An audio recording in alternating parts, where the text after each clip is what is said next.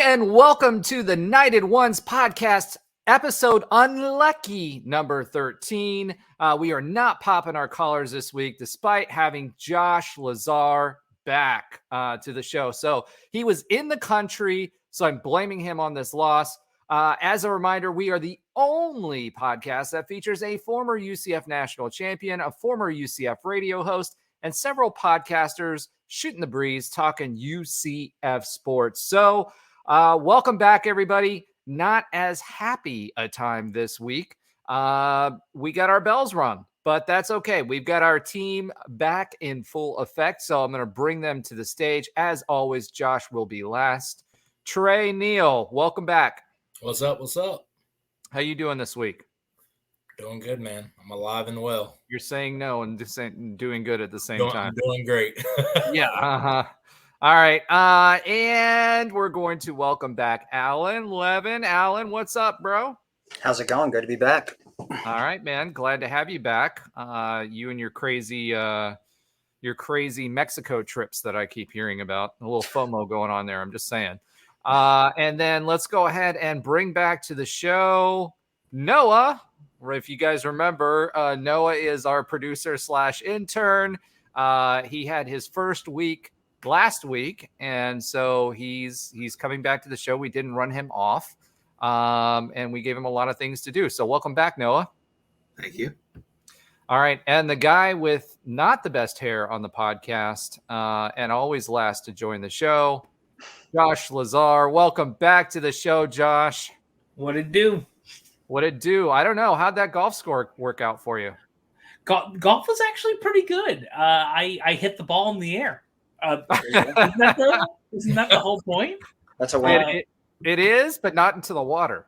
Well, see, I didn't say I hit it straight in the air, but I hit it in the air. So it was actually pretty fun, and I appreciate all the fun stuff and shenanigans that happened while I was out and about. I was actually on a cruise. We were also in Cozumel, so we were in Mexico too for a day or two. No, we were at Costa Maya, so 2 days.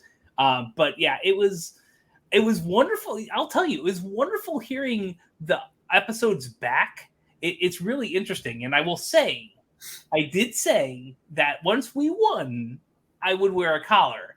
And while we didn't last week, and we'll talk about that, we did 2 weeks ago, so collar is a little back. It's still floppy though, because it just can't stand poor performances and lack of and all this other crap that's been going on with our bells being rung. So yeah, it's great to be back. That's what it is. It's great to be back. If you have a problem with a floppy collar, you can always reach out to our good buddy Rob Powers, and he'll hook you up.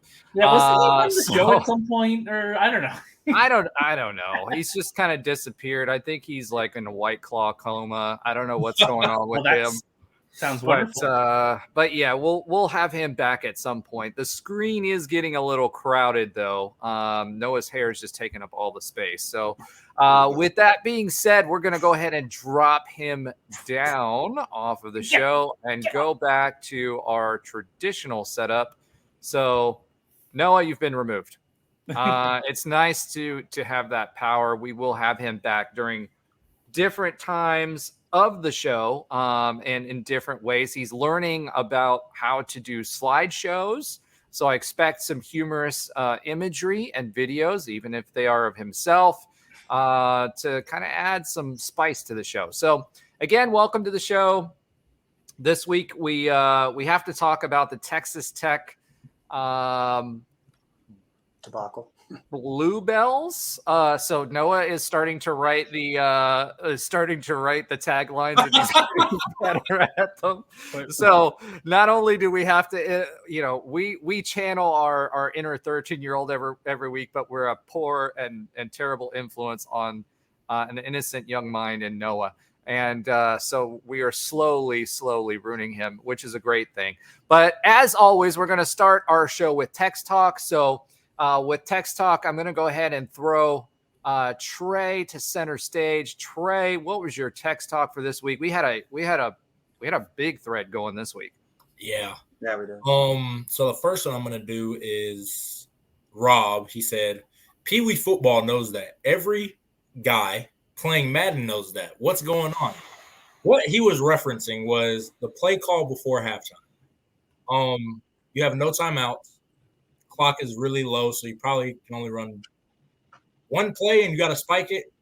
If that, like Rob said, guys that are playing Madden, I mean, time management, clock management, if you run a play, you want to take a shot at the end zone, and because if you score, clock stops. If you do what we did, that's what's going to happen every single time. You're not going to have enough time. We're taught as defensive guys, hey, just lay on them a little bit. Don't lay on them too long, but just take your time getting up so that they have to take their time. And that's what happened, just poor clock management, which, as we saw, it kind of cost us in hindsight. I want to say it definitely hindsight, but that was a big play looking back at it. Hey, it was 3 points on a 1-point game. Yeah. Gus Malzahn addressed it in his post-game interview. Apparently, this was a time where Darren Henshaw actually did call a play, and it was a pitch play. So this wasn't on JRP. He had two options. And that was designed. It was designed to go to him. You could tell. Yeah. And not a pitch play, a shovel play is what I should say, because it was a shovel pass. Yeah. That being said, it was almost successful. I think the defense was so flabbergasted by it that they were like, what? Really? And held him just shy. Because it's like, that's not – we'll get into it. My second one will be – well, I have three, but my second one was Allen. He was like, I'm about to do my own Yell at a Clad segment on – So when the thread, for some reason, I don't know why, maybe you guys know, it kept saying no subject from, everybody. I don't know if you guys control it or not. No, why was that happening?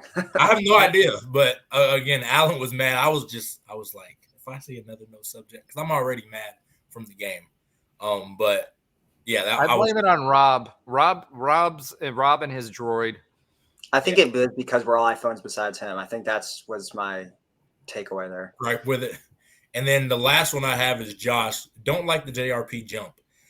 I'm with you. Like that's like listen, I'm glad that he's showing that he's healthy and he's feeling good. But listen, dude, you just got back healthy, feeling good. We don't need you risking hurdling people. Yeah, we don't need that. So what was funny about it is he thought he was going to go for an ankle tackle, and he just stood there and he just like jumped into his arms like into a bear hug, and then we were really laughing about it.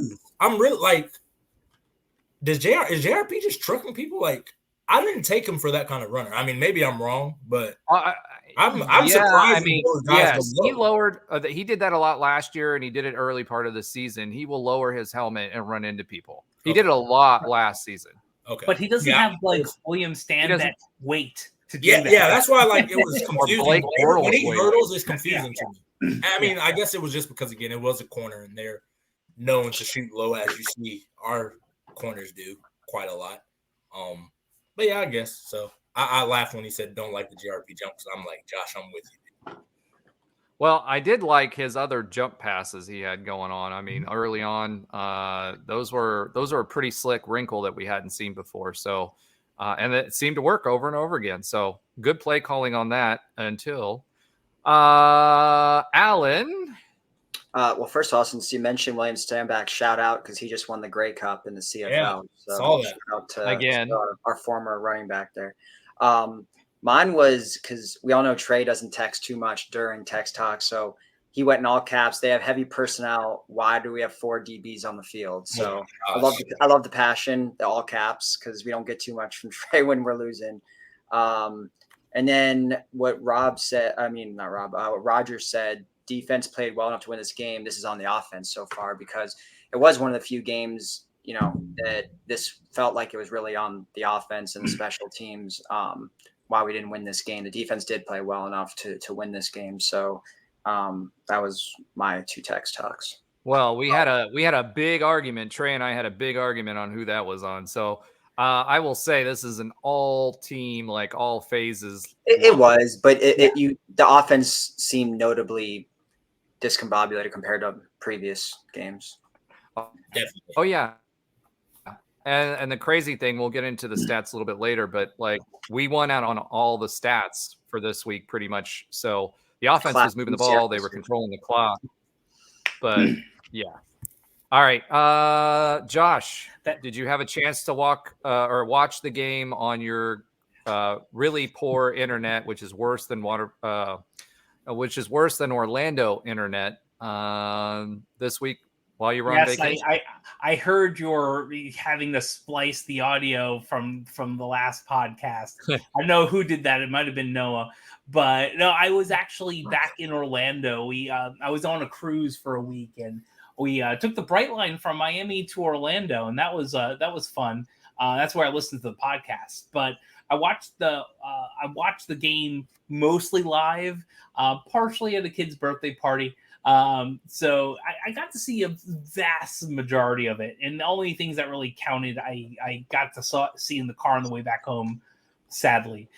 So two things, kind of where you were at. One of the things I was talking about, and we kind of talked about this a little bit, that'll come back to bite us, which is the end of the second half lost points, which again, like Tre said, did. And in the first quarter, and this is still true last game, and it's probably going to be true this coming game for a preview if you want to hear more when we get into hour 2, probably. If we get out of our own way, we're winning this. I said that in the first quarter, and it's true. I mean, this definitely was a us beating us type of loss. Texas. Well, I think the Zebras had something to do with that too. I agree with that as well, but at the end of the day, you can only blame the ref so much, right? Yeah. You can, but you could. What you have on the field is what you have on the field, and I for a vast majority of this season, minus maybe 1 or 2 games, perhaps, us beating us has been the issue. So we didn't get out of our own way, and we kept shooting ourselves in the foot until there was no foot left. So yeah, I agree with you on that. I mean, but again, there were some super questionable sus, as I like to say. Yeah. Ref calls out there. I mean, it's complete. 2 people say it's complete that's there, but then some ref that was across the field, said it was incomplete, and then they couldn't overturn the like, bro. Yeah, even Mark Daniels. Somebody was betting on that game, and I bet it was the Big 12. Oh, I got a good thing about the betting part of it.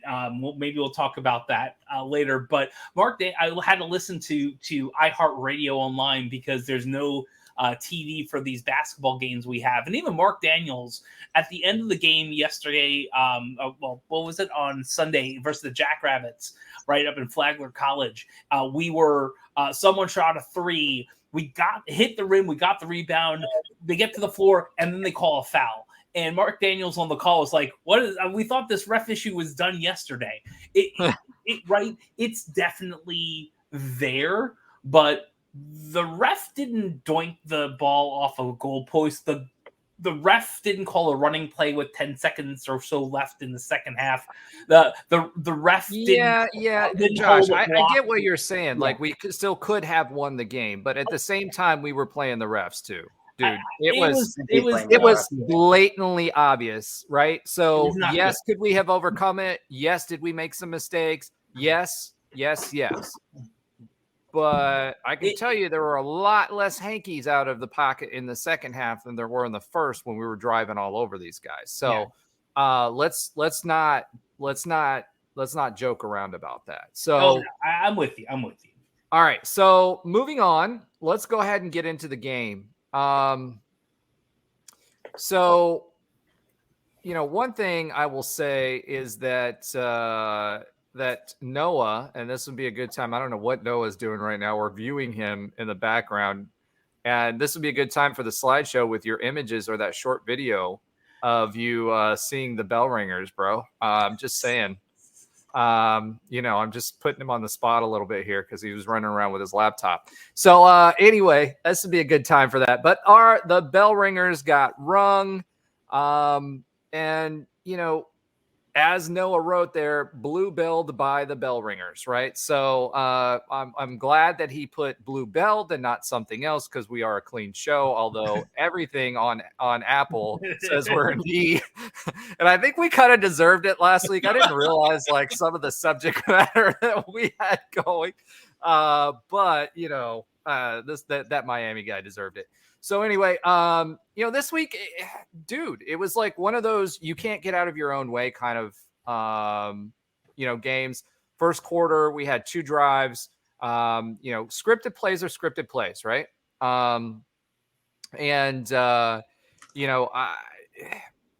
We successfully executed them. I mean, we did a great job of doing that.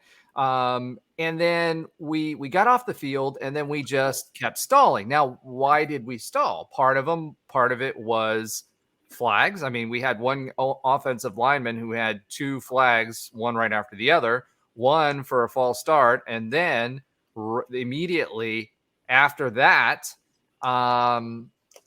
we had him for being too far down the field. So it just kept going over and over and over and over again. And our offense kept getting stalled. And there were receptions that weren't receptions. And there were, some really shady kind of things going on there. And then, Gus's play calling, well, not Gus's, he made sure to say it was Darren Hinshaw who called that play this week. So I don't know what to take from that, but it was kind of funny that he completely threw him under the bus in a nice way.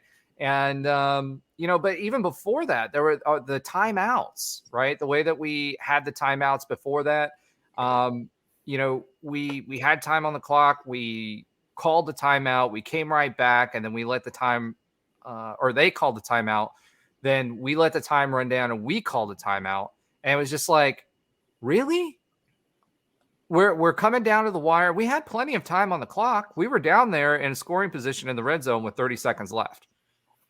There was no reason we should not have scored on that play or on that series. And ultimately, you get into the second half and we completely stalled. The defense, in my opinion, overall did enough. I know Tre will argue that because we argued it on the text thread. But to me, we held them to, 24 points? Or what was it, 24? I think 24-23 was what it ended at, right? Yeah. So we held them to 24 points. With the offense that we had and the way that it was performing, we should have blown these guys out. I mean, legit. They should have never been in the position in the second half to use their running back. They should have been playing from behind. We got up 14-0. If we go up 21-0, they have to continue to pass, and we were shutting that down. There's no way that they should have been able to lean on their running back to be able to get back into this game, number one, and or be in a position where they're running down the clock on the last possession. We scored that touchdown, right? We scored that touchdown in response. The offense did do that. The defense came out and got drug on the field, right?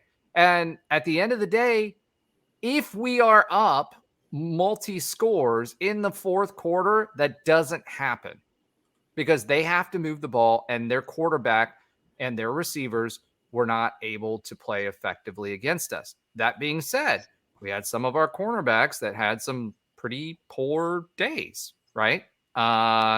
They didn't do as well as what they have.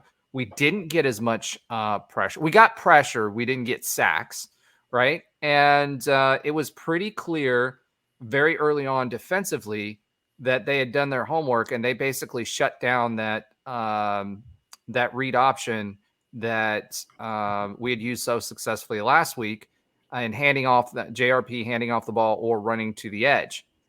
They had someone meet him at the edge every single time. I saw some in-game adjustments from Texas Tech as well that slowed us down. But at the end of the day, we could have controlled the tempo of this game and what they were doing offensively, and we let that slip away.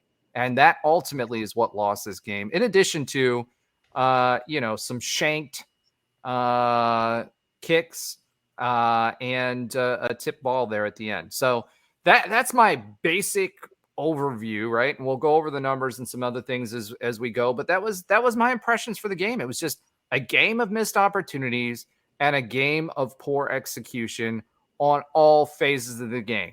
The only thing that we did relatively well was punt, and the coverage sucked, right? But the punter did well. But the coverage sucked. Defensively, we did enough. 24 points should be enough for this team to win. every day of the week, especially a team that averages over 30 points a game. It's like 36 points a game. There's no way we should have lost that game, but we did. All right. I'm going to bring, let's choose Alan. Alan, what were your thoughts on the game? Well, I heard you say 3 words that we've used literally all year: should, could, and if. Those are the 3 biggest words we've used all year. It's the same bleeping story every single week. We should have done this. We could have done that. Did you just bleep yourself? Yeah, I did.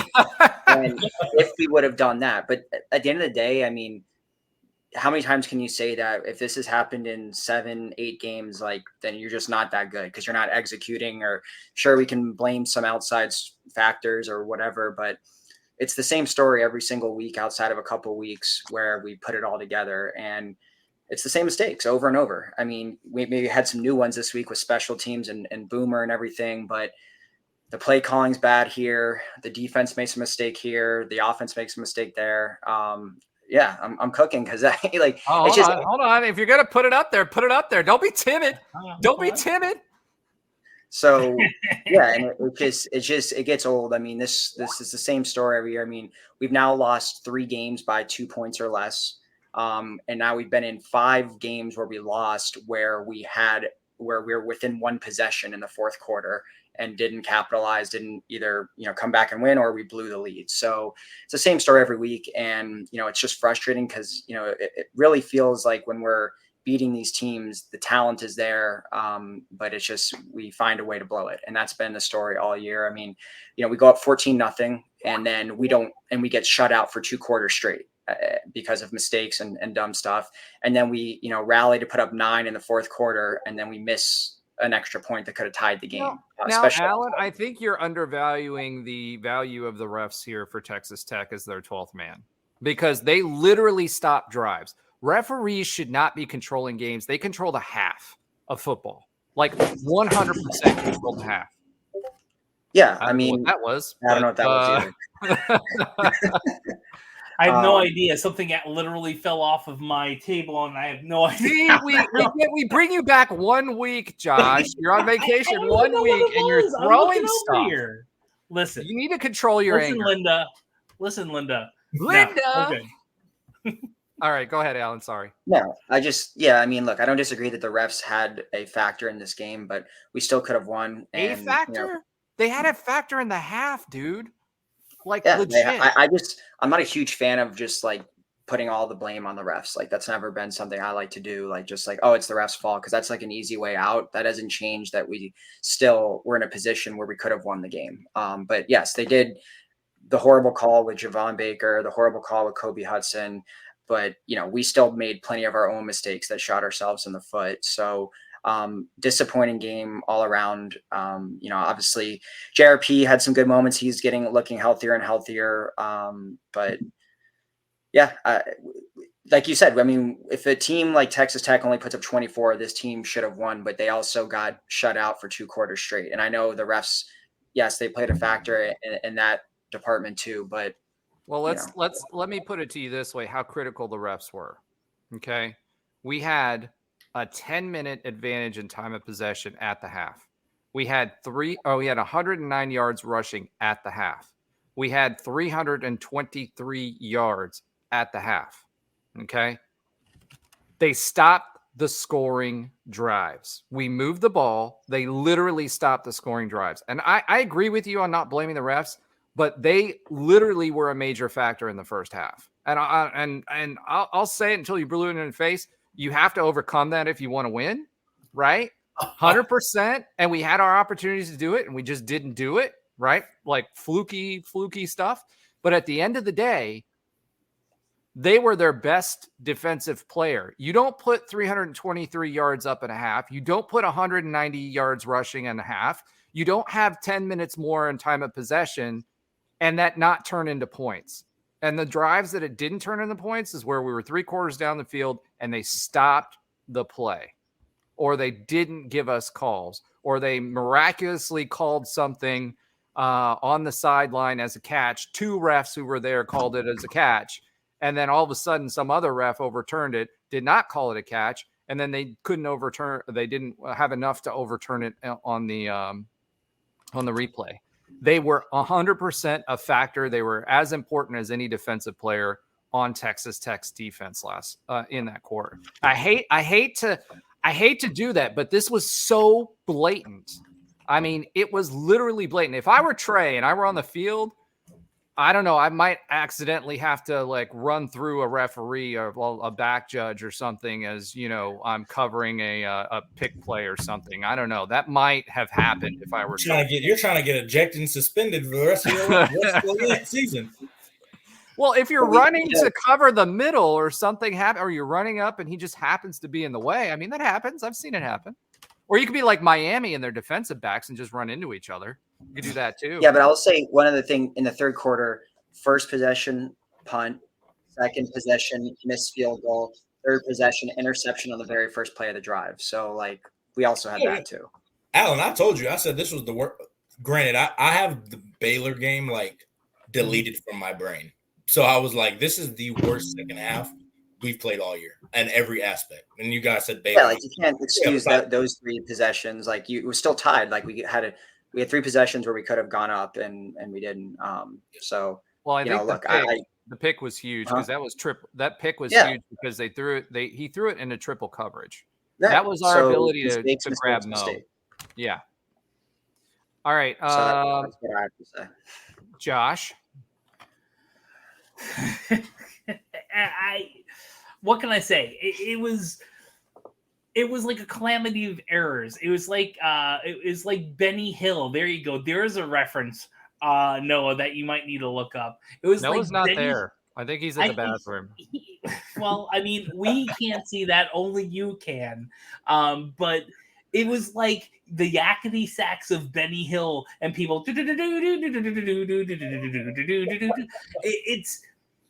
It felt in the first half, like a couple things are happening, but it feels like we can pull this out. Like I said, like if we get out of our own way, we'll do this.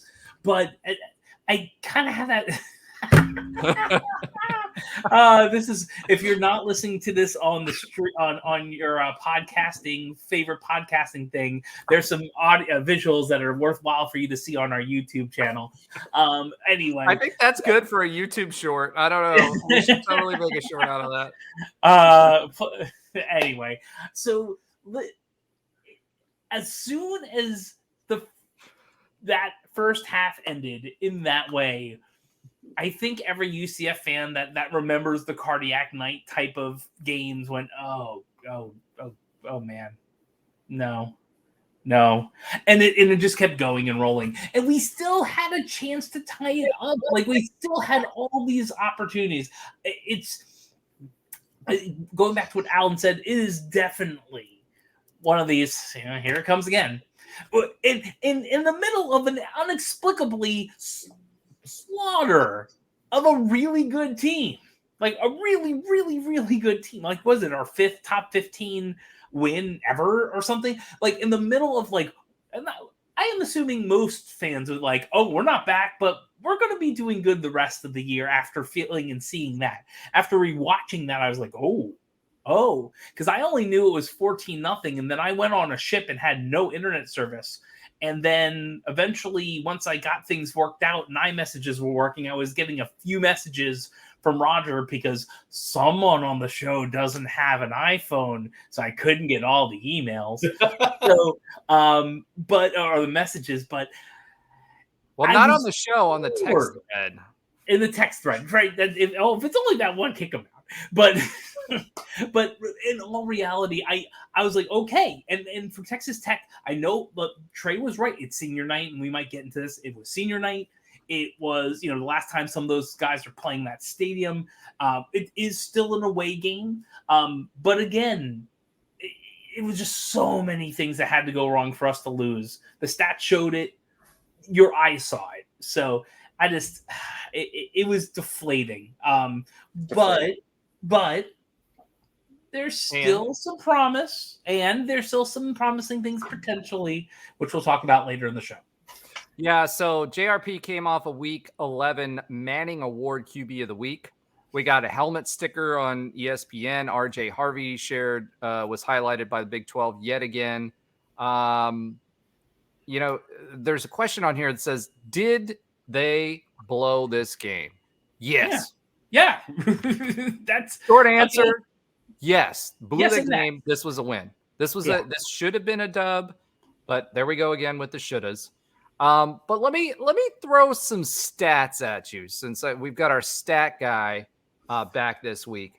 When we're talking about team stats, we literally led in third down efficiency. We went 8 for 14. That was good, right? That's 60%, darn near, right? Actually, I think they're second best all season. Yeah. Yeah, you don't lose a lot of games if you are over 50% on third down percentage.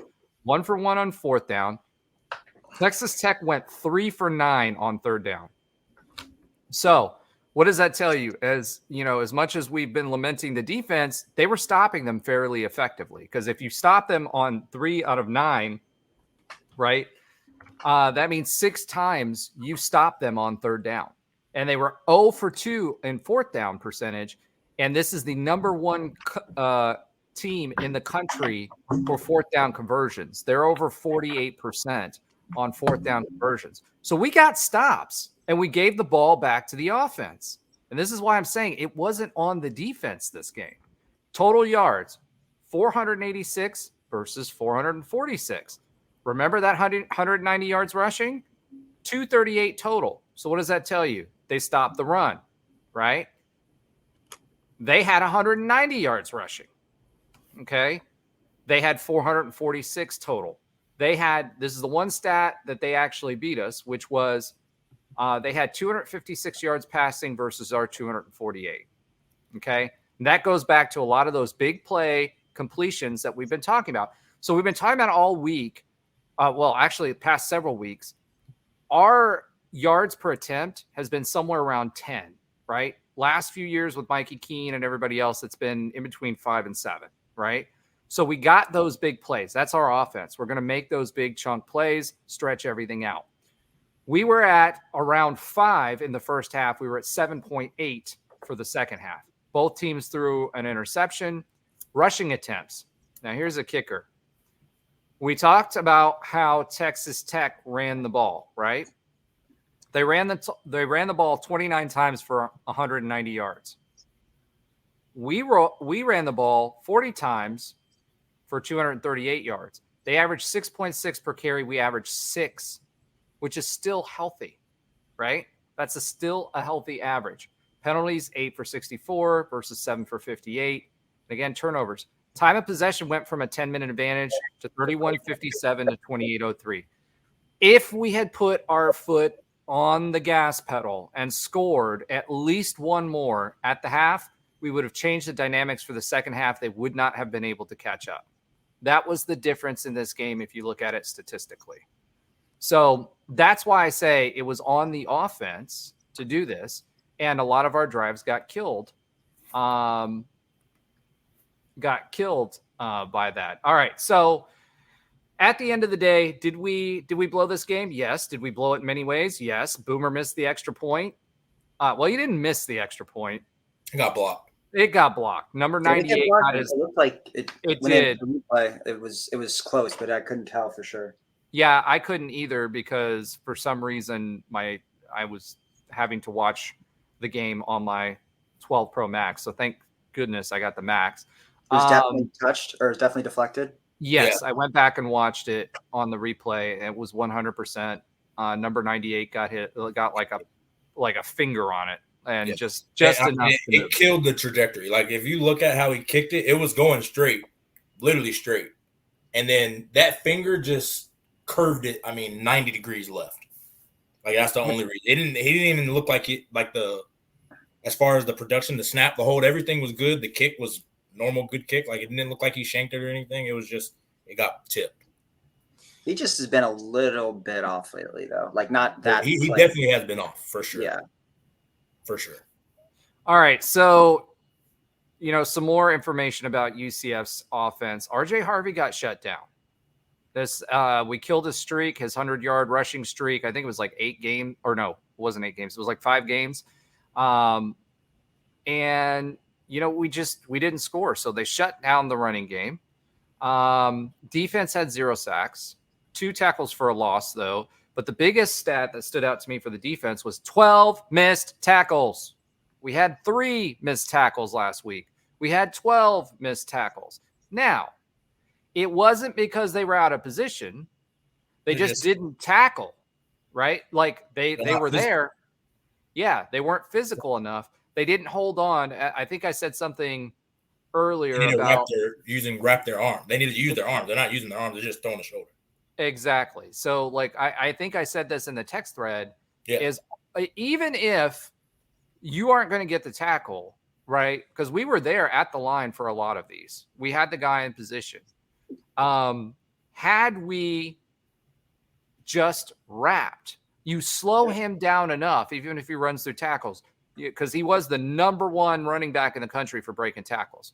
But if you wrap him long enough, you give yourself time to slow down that head of steam that he has and give your guys the opportunity to go to the ball and stop the running back. And we did that successfully last week against OSU.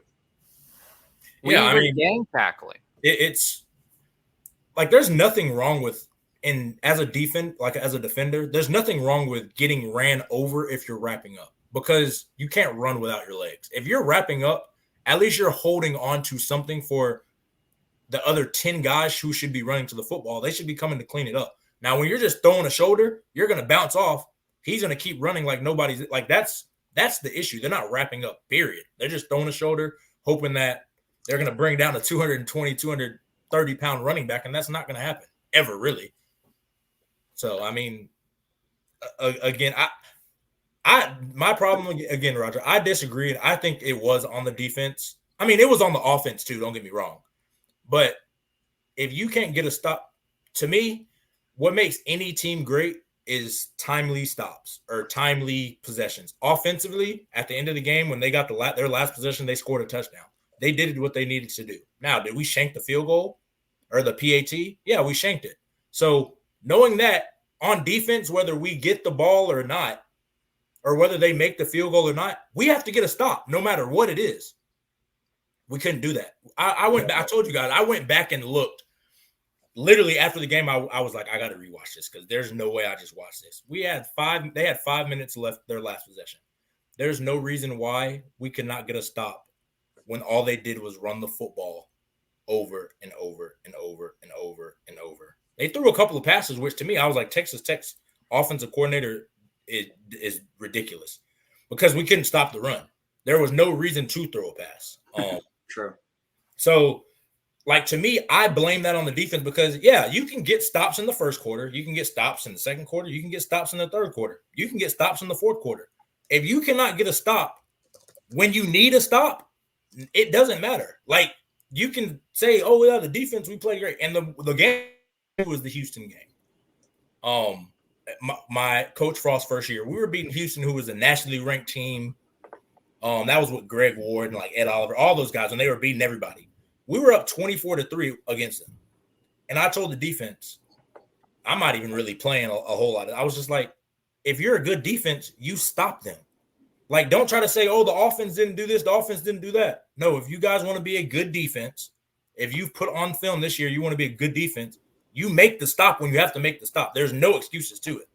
Like, so to me, I blame the defense because one, if you don't want to be physical, which is what we've talked about all year, you don't need to be playing defense. That's legitimately 95% of playing defense. It's just being physical, being nasty, and playing harder than the other team. If you're scared to tackle, you can't play defense. I'm sorry, unless you want to play corner and just be on the island all game. But you can't do that, and that's my main issue. 23 points in 7 possessions. Not our offense, dude. No, but Roger. Again, what did the offense do their last possession? Did they score to tie the game? They when we needed our offense, but they didn't tie the game. Yeah, when we needed our offense to step up, they scored a touchdown. When we needed our defense to step up, we walked off the field with a loss. It's legitimately that simple because everything else before that does not matter when the game is on the line. You can make 100 plays. You can play great. When the game is on the line, that's when you have to be great. That's when you want to be great because guess what? If we were great, most of these games this season, we're going to beat Oklahoma. We win these close games. All these games that we've really won this year have been blowouts besides Boise State. All the other ones are blowouts. Other than that, we're getting blown out or we lose late.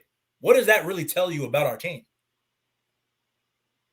It tells you we can only blow teams out. Any sign of adversity, we're going to lose. Is that what it says? Well, I wouldn't say that because we were in a lot of those games. What I will say that it says to me is that the offense needs to control what they can control in order to get ahead and change what the defense is doing. If you're going to, it's like a 50-50 jump ball, right? If you're going to throw it up to Javon Baker, right, and it's a 50-50 ball, the reason it's called a 50-50 ball is because you're not going to come down with it 50% of the time, right? So when we have a defense that's out there or an offense that's out there and it's a close game, 50% of the time we're going to lose that game. The crazy stat to me is that we're up in the fourth quarter for 3 of those games, right? We should be able to close the door on teams, but we're not able to close the door on teams in the fourth quarter. That's been the problem. And then if you talk about Baylor and throw Baylor in there, we were up on them in the fourth quarter too. But guess what, Roger? Even if this is what I told that Houston team too. We're up 35-7 against Baylor. How does Baylor get 29 more points? I get that, but that's not what's happened the past 3 games. And it wasn't on the defense this game. They got a turnover. They gave them 7 possessions if you include the one that JRP threw away. Well, right? They gave them 7 possessions. They managed 23 points. Our offense does not do that. Listen, we should beat any team that scores 24 points. I agree with you, but I completely agree with you because that's the expectations of our offense. To me, I feel like we're lowering the bar of the expectations for the defense, which I understand that too. Just me as a defender, you cannot go out there last week against a top 15 team in the country and only give up 3 points against the best running back in the country. There's no excuse to then the following week cannot stop the run. There's none, to me at least. I understand, yeah, we only gave up 23 points. We've also have shown on film in a game against a high-quality opponent that we can stop everything. What's different? The physicality was there last week. Why wasn't it there this week? What legitimately? That's what I don't understand. I can't speak to that. I can tell you this, and I told you guys this last week. I feel like, and it seems to me that OSU's athletes were smaller than what Texas Tech's were. Like the lines and even the running back, they were smaller. What I saw is they didn't go, well, I mean, let's look at the I agree, but just like again, when we played Auburn, we were smaller than Auburn. You could not tell physicality. You asked what the difference was, and I'm telling you what the difference was. Even Oklahoma, their players weren't that much bigger than ours. Now, who we struggle with? I guess if we can only dominate smaller teams, then we're not that good of a team, in my opinion. Like, if that's going to be our MO, to me, yes, the size does matter. But you cannot, we're lacking a physical component. Like, even when we played Oklahoma State, when we stopped the run, it wasn't like there's no physical. Like, when I watch our defense, I don't see a physical defense. I just see Kai Martinez had a couple of big stuffs there. He had a couple of big tackles where I'm speaking as a whole as a defense. Yeah, I think we have guys with physical abilities, but I don't see physicality at the point of attack. I don't see guys shedding blocks physically. I don't see guys. Hold on, guys. For those that are listening and not viewing, is that Noah? Trey says that size does matter. Yeah, hold on. Is this Noah? Is this an intern Noah? That's Noah. Yes, I've inspired him with that last banner. Clap for Noah. Noah, good job. This is how you do two things. One, you break up an offense versus defensive argument that's going on too long, and you have some lasting conversation, and then divert people from listening to your podcast over to YouTube. Wonderful, Noah. 10 out of 10.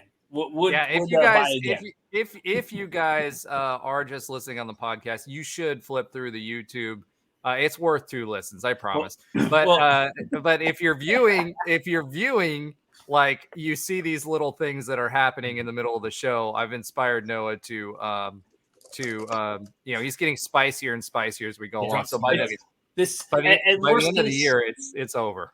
Worst case, they'll be chopped up in the shorts, and you can take less than a minute to take a look at it. But yeah, that's great. I will say, both of you have good points. And both of you are this is like a Model UN debate or whatever. You do have good points, but the reality. Do I get to be the U.S.? Because that means I win.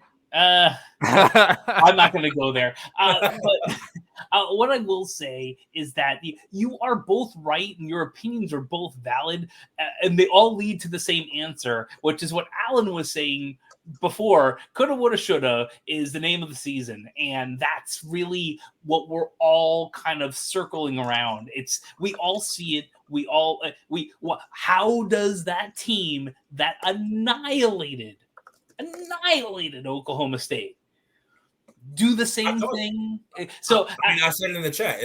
That is a anomaly. We're going to look back and be like, who is this UCF team? It's going to be what Alan said. Should have, could have, would have, if. Yeah. Oklahoma State, it happened, but it was just like I said, everything went our way. We got every call. We got every big play. We didn't have any bad plays. That's the product of that. But if you look at just the average, what normally happens, there's some games where we are just completely on the other end of it. Yeah. But most of the time, we make a mistake. We don't play physical. We almost get there, and then something happens, whether it's Oklahoma, terrible 2-point conversion play call. Kansas, we can't stop anybody in the fourth quarter.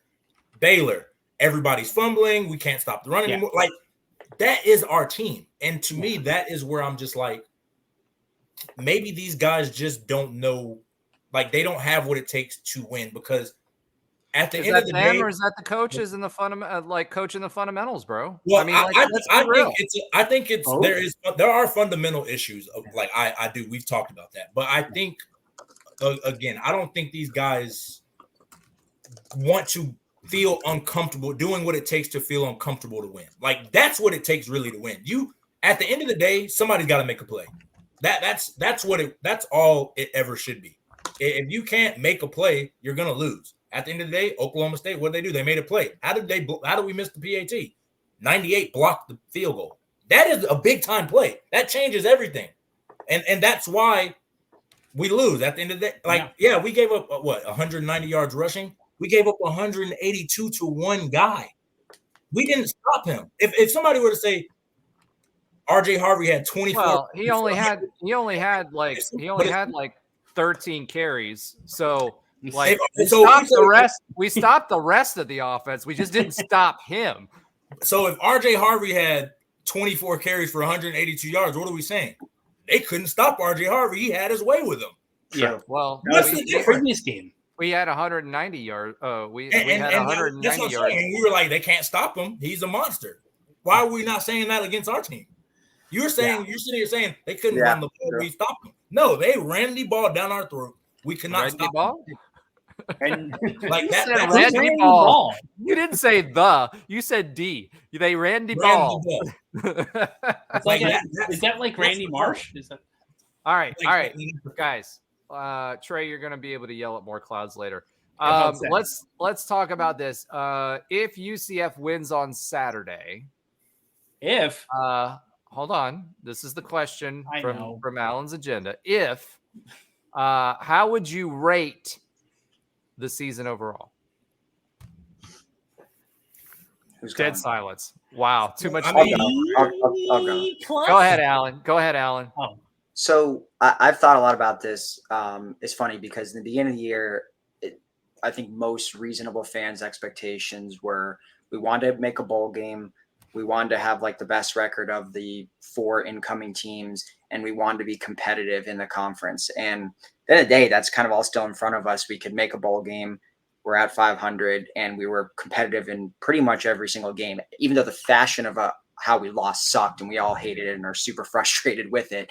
The end result of getting to 6-6, beating a legacy Big 12 team, staying competitive in mostly all the games, almost upsetting Oklahoma, and making a bowl game. That was kind of our goals. Yes, there was some crazy fans that said we had an outside, dark horse shot at reaching the conference title game. I never thought that. I said on the very first episode of this podcast that I thought we were going to lose some games, and that's exactly what happened. So for me, I'm okay with the final record. I'm just not super happy about how we got there.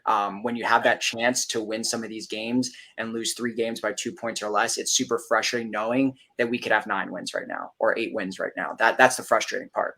But getting to 6-6, making a bowl game, looking competitive in our first year in the conference, overall, I would say it's, not a horrible year, just though the fashion that it happened was, but the overall end product, having a absolute breakout year from RJ Harvey, having 2 wide receivers that are leading the conference in receiving yards, having a better year from JRP, seeing what Tremont Morris-Brash has done, having that memorable win over Oklahoma State. And then if we make a bowl game and ultimately win the bowl game and finish 7-6, okay, I'm okay with it. Yeah, I mean, it's a weird dynamic because like you said, it's outside looking in. Again, we're UCF fans. We're breaking down everything to a T. Outside looking in, if you were to go ask a random fan, hey, this is UCF's first time in the Big 12. They finished, 6-6 as newcomers coming from a Power 5 school to a Big 12 school or a big time conference. How do you think they'd fare? I think most people would say this is a good year, a good start. Well, better than everybody else in everybody else that came with us. That's for sure. Yeah, exactly. And then you look at the numbers, elite offense numbers wise, rushing, elite production. Yeah, I mean, so like surface level, I think you have to say this was a good year in a sense, like as a year one start. But as guys who sit and watch each game, we talk about the game, we recap the game every Monday. What we see. It's almost a disappointment in a sense because we know what could have been, even just from the beginning of the JRP injury to some of the losses we've had, to the style in which we lose, to how close a lot of these games are in the fourth quarter and coming out on the wrong side of it. That's where it feels like it has the negative kind of tones of, disappointment and this could have been much more. So it's a weird conundrum just from that because, again, I think it's a disappointment because we've watched the games. But I don't think people outside would think that. I think the fans think it's a disappointment because they watch the games. They've seen the explosiveness of an OK State where if we play like this all year, we might be a dark horse kind of conference kind of winner. Like if we played like Oklahoma State every week, we would be in the thick of this race at the end of the week because we win a lot of these games. But then you see the games where we're just getting blown out, the game where we lose. So I don't know. I think. How many games did we get blown out though? Like 1, and if you're counting West Virginia 2. What? Which ones? I count the Kansas. Kansas is 1. Yeah, Kansas State was a blowout at the end. It was a one-possession game in the fourth quarter. It was a one-possession game. We were in that game until 6 minutes to go. They just pulled away at the end. Yeah, but see, and then the rest of the games. I mean, you're talking about 3 points or less for the rest of the games we lost. So, in spite of having our quarterback out, like that's like the surface level though. Like if you watch those games. At no point in a lot of these games did we look like the better team. And some of them. But I'm only speaking really because the defense is just – if you can't look physical on defense, I've said it. We're not going to win those games. If you don't play physical on defense, it doesn't really matter how many points you put up on offense unless it's a literal shootout. I think our standards are higher. Yeah. Right? I think our standards are higher than most teams are because – to me, there's a few things going on, right? There's the dynamic of us having to do really, really well to be able to even be in this position to be in the Big 12 and or the playoff and or a New Year's Six game or anything else, right? To make ourselves be the best looking candidate for that move up. Well, everybody else who's been around for 100 years, like the Memphises of the world and everybody else, they've been through all these down years and everything else. By and large, I mean, yes, we've got the 2-0 first seasons, right? But by and large, we've been a relatively successful program, even in the George O'Leary yo-yo years, right? Mm-hmm. So when you're going back to Division III, we were successful. We were in the playoff in the D2 playoff before we moved up to FBS, right? So again, we've been a successful program that continues to build. I feel that I think UCF fans would have called this a successful season at the beginning of the season. Right. Then we started winning and we saw what we could potentially be. And it's like, and we lost Baylor, which we shouldn't have lost. And we had a couple of other games that could have gone either way, right? So you're talking about 3 in play, 3 additional games today in play. So if you flip those, because really West Virginia, Kansas State, and Kansas were the only ones that, and even Kansas State was in play up until the last part of it. So if you look at that and you add 3 wins to the column, right? We're now 8 and what? 2? 3. 8 and 3, right? That's how close we are to 8 and 3 in spite of all the issues. I think what we're seeing is, Tre, you have a higher standard. I have a higher standard for our defense, right? Because we are used to dominating our conference. And at least for me, it's not even domination. It's just there is a standard that has been set. And it was before I got there. There is a way that we play football. And just playing with so many Florida guys, there is a way that they play football. There's a way of respect amongst them that you play football. There's a way at UCF. If we're going to lose games, there's a way we're going to lose. We're not going to lose because you're more physical than us. That should never have been a question, to me at least. That was never, when I was a freshman, guys were saying if we're going to lose games, it's not going to be because they're out physical. It's just we lose because they're better than us. I don't think a lot of these teams, I mean, looking back, yeah, they might be better than us. But talent-wise, I don't think a lot of these guys, if you were to tell me we're bringing back our quarterback in year 2, all of these weapons, all of this, that, some young guys, we're bringing back some stud defensive linemen. All right, the quarterbacking, I think you're having some Monday morning quarterbacking there because there was a lot of noise around JRP. I'm only speaking for us because we have said, like, hey, JRP's going into year 2 in the system. He's more comfortable. I think we all said we expect him to take that second year kind of step, that maybe not a Mackenzie Milton Heisman level step, but a productive, healthy step, which I still think he's taken. And I think part of that is Henshaw. He's really worked on his offensive mechanics, right? Yeah. So I think that was the expectation. Now, and it's going back to like what Alan said, I think, 6-6, 7-6, we would have taken that at the beginning of the year. But knowing what we know, how we've lost, the games that we've lost, the style in which we've lost, that's my issue with it. It's not necessarily wins or losses because you're not going to go undefeated. I said this a couple of weeks ago. We're not going to go undefeated every year in the Big 12. So if fans, that's our expectations. To me, that's a crazy expectation. Yeah. Is Noah asleep? Oh, wait. No, I saw his eyes open. I thought he was asleep there for a second. Oh. Okay. So let's, for me, 6-6 season overall, bowl game, hopefully a bowl win. I would take that every day of the week. Again, we met all of those expectations that Alan was talking about at the beginning of the season, right? Winning a bowl game, keeping that bowl streak alive, winning 6 games, still performing the best out of all of the incoming schools.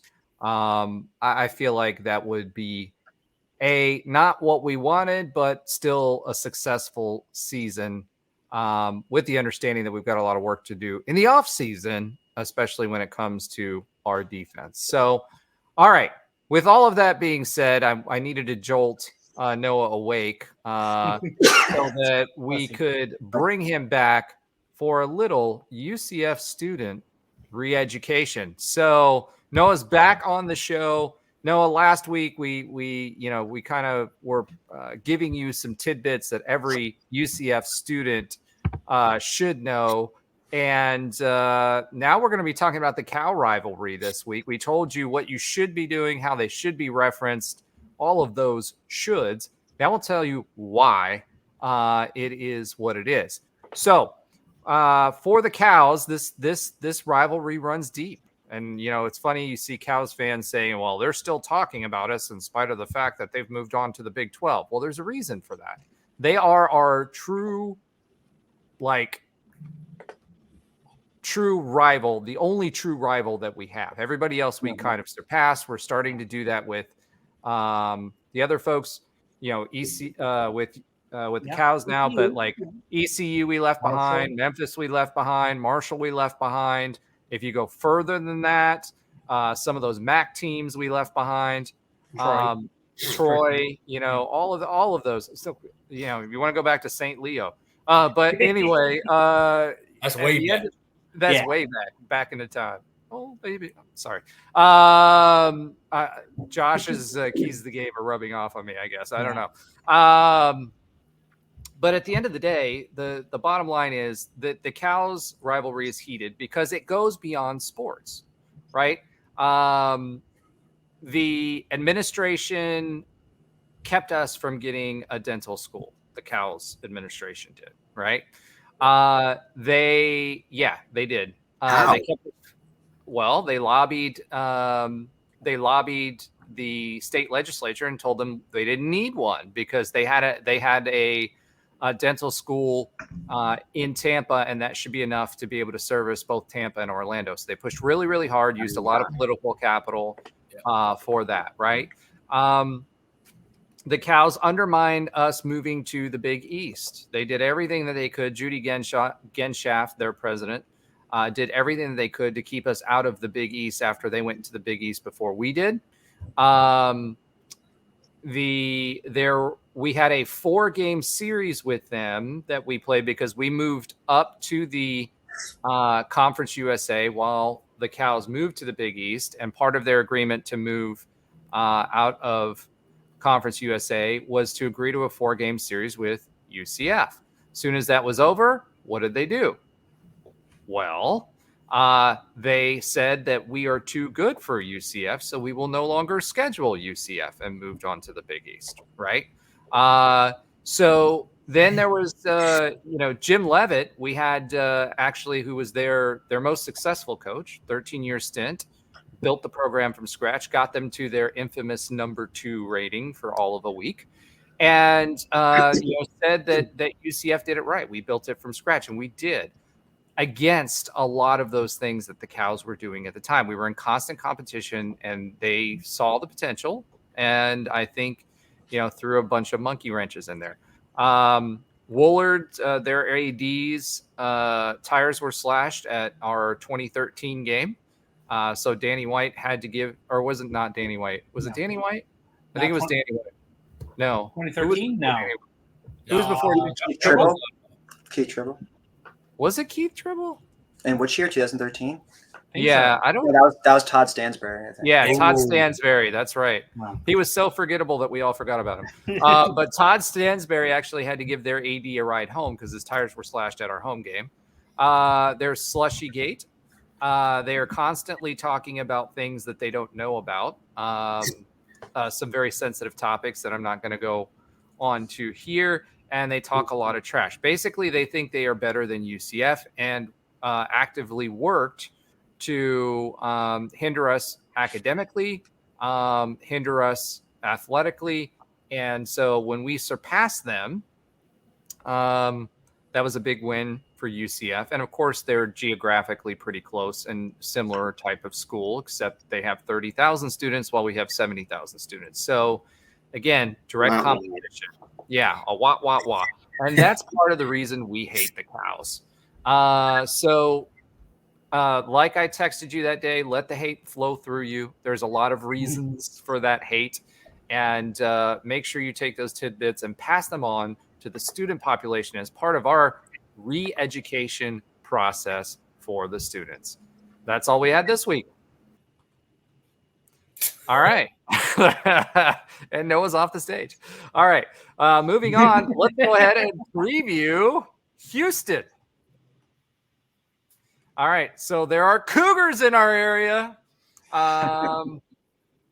That's also one of Noah's taglines. That was a reference to his Tinder profile. I don't know why he was doing that, but like whoa, Noah.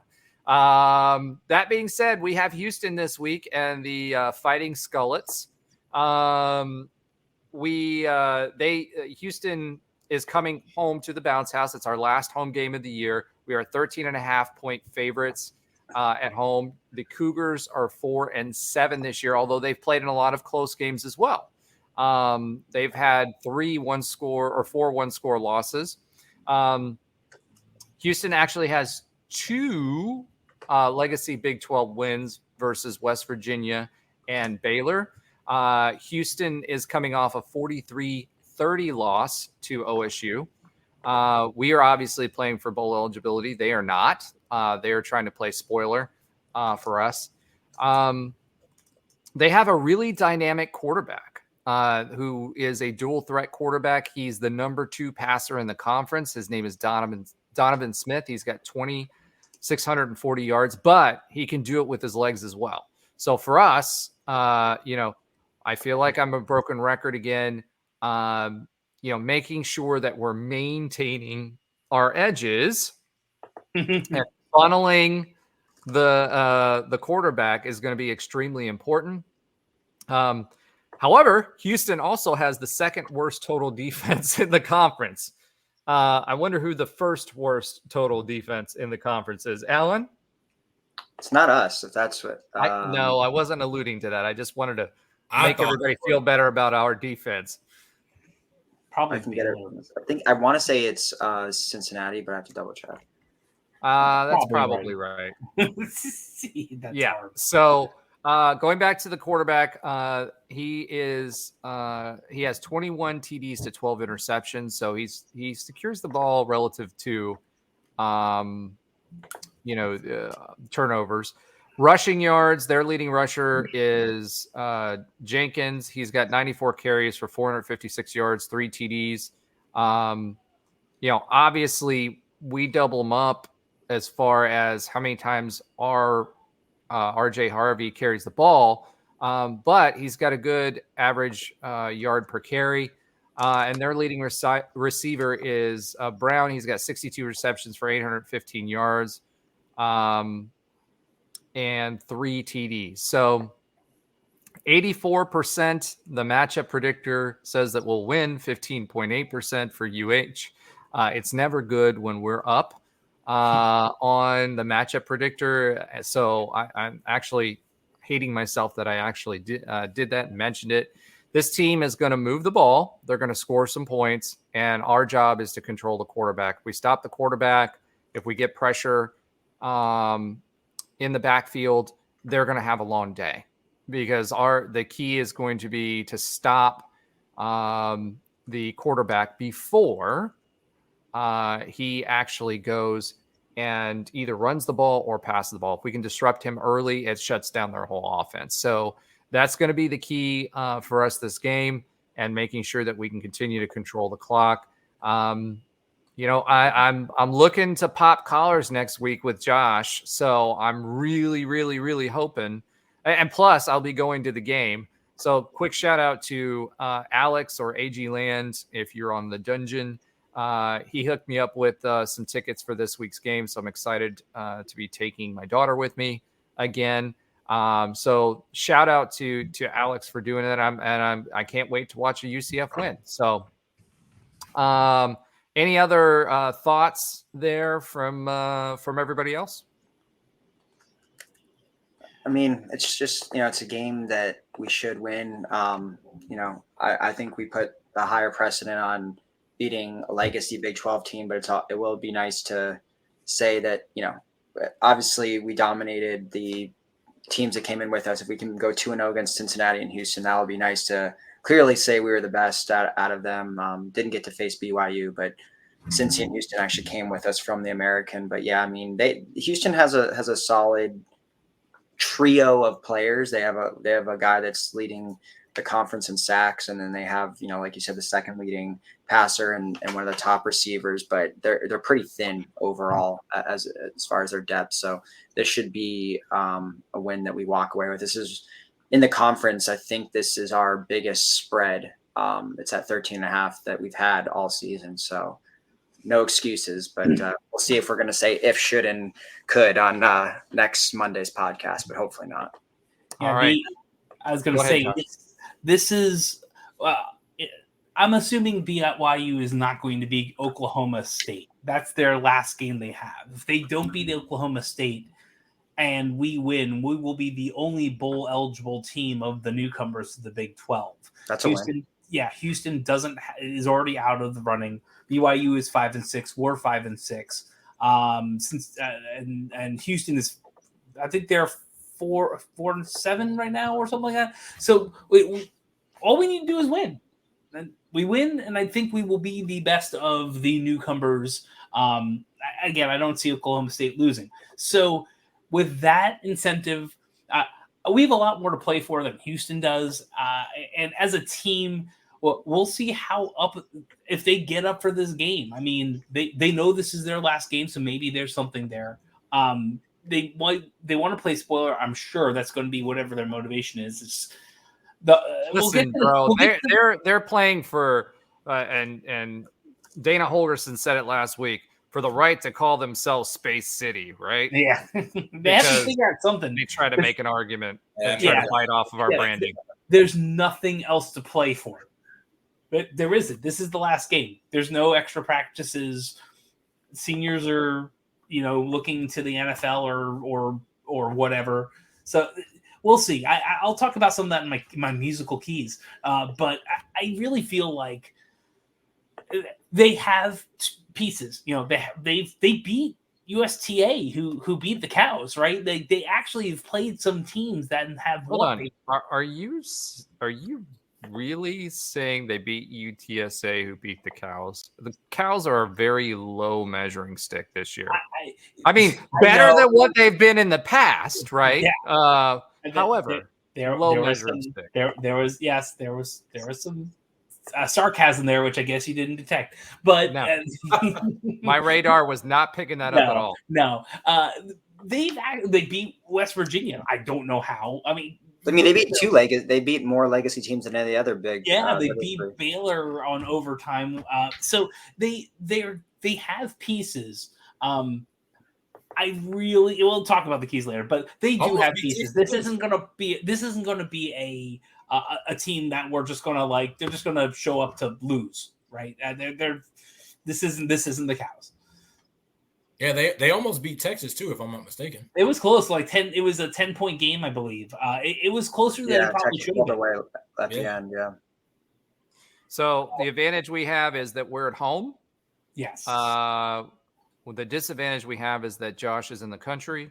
However, we're expecting this to be a dub, and the guys have a lot to play for, bowl eligibility. Yeah. The other thing is I expect a lot of our new recruits, as John Walker did last year, to take advantage of the bowl practices. And I'm really hoping that we get those extra practices for that. And people like Braden Marshall, who as a true freshman is playing like his hair is on fire, which I think that may be what happened to Dana Holgerson. Maybe his hair caught fire. Maybe that's what happened. I don't know. But, at the end of the day, this is a huge opportunity for UCF to finish the season strong, build some momentum for next year, get those extra bowl practices in there, and, send the seniors out, because it is senior night. Send the senior afternoon. Send seniors out with on a high note, and that's important. There's a lot of guys that put a lot of time in at UCF. There's a lot of guys that put time other places and came to UCF.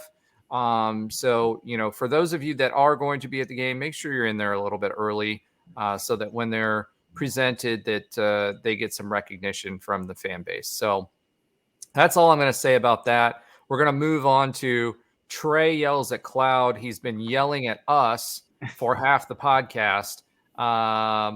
Yeah, there we go. Yes, he did. So that's another little Easter egg there for the folks that are watching on YouTube. So Tre, you have center stage here. I don't know how much more you have in you, but go for it, bro. Yeah, I mean, I don't really have too much. To me, I guess going into next season, because we're starting to round up this last year, I'm going to lower my expectations a little bit. Not for the sense of the outcome, but I hate that this year, like when we look back at it, we're going to see like that Oklahoma State game where we just dominated. We looked great on all facets of the field. And then we're going to see, the Baylors. And then we're going to see like last week versus Texas Tech where it's just so up and down. So I guess I don't really have much to yell about. I think that this team and going into next year has to learn how to win, what it really takes to win. Not, everybody can win when they're blowing people out. Everybody can win those games. That's easy because you're just the better team that day. When it gets to that time where you really win games, I want that to be our identity because that's what I used to think when we thought of UCF. Yeah, we're going to lose games, but we're not going to lose those close ones. We might just lose games we're outmatched. We might just lose games because of injury. Like that happens. That's football. But when it's crunch time, when guys need to make plays, those big-time guys make plays on both sides of the ball. You can tell me how talented you are. You can tell me how great you are. In crunch time, all the great players that I played with made plays in crunch time. All of them. All the great players we think about from early in, like when I was a freshman, Terrence Plummer, Rashad Perriman, Jacoby Glenn, Brandon Alexander, Clayton Gathers, Jordan Ozer, like those guys, J.J. Wharton, like those guys made plays not only when they were up big, they made plenty of those. They were highlight guys. But when we needed plays to be made, they made those plays.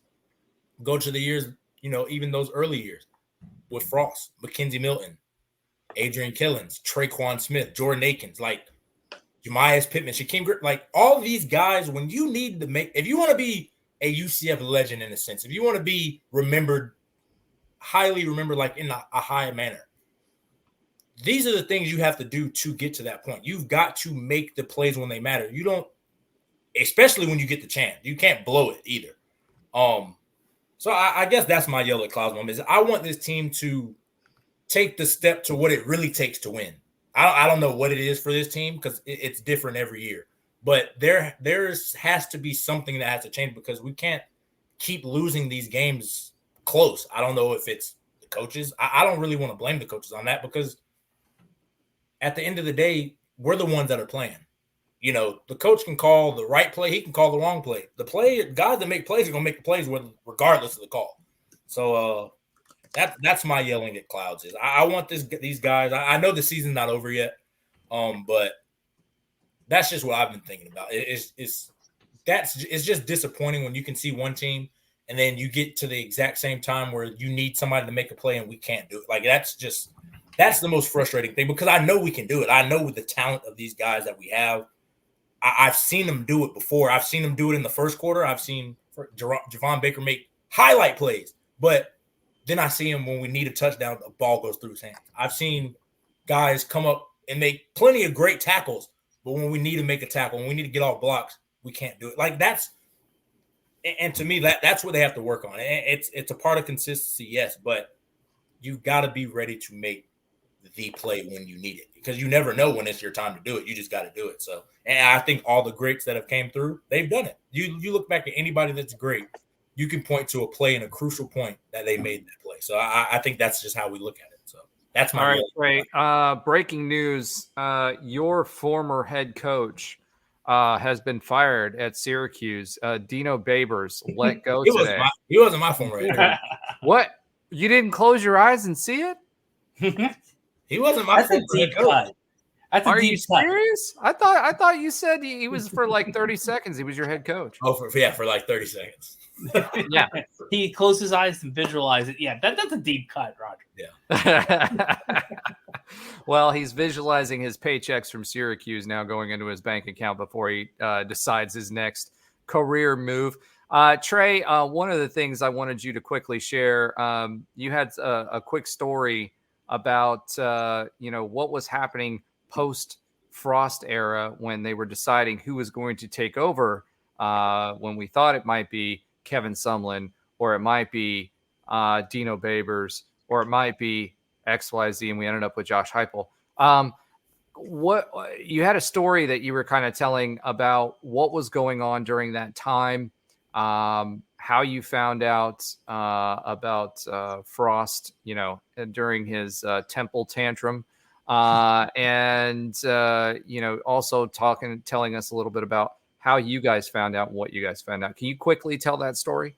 Yeah, I mean, we all kind of know the what happened on conference championship, but as players, we had been hearing, you hear a lot, a lot of guys from a lot of different places. So we heard a lot of different things. So I think we started hearing things after the East Carolina win, like, hey, Coach Frost is a hot name. Teams are after him. Teams are looking to go him. We knew Florida was after him, Florida State, I believe Tennessee, like those guys they wanted Frost. Just because 90 guys on the team, all of them have been recruited by different people. They talk. Everybody talks within the circle, and you guys know that.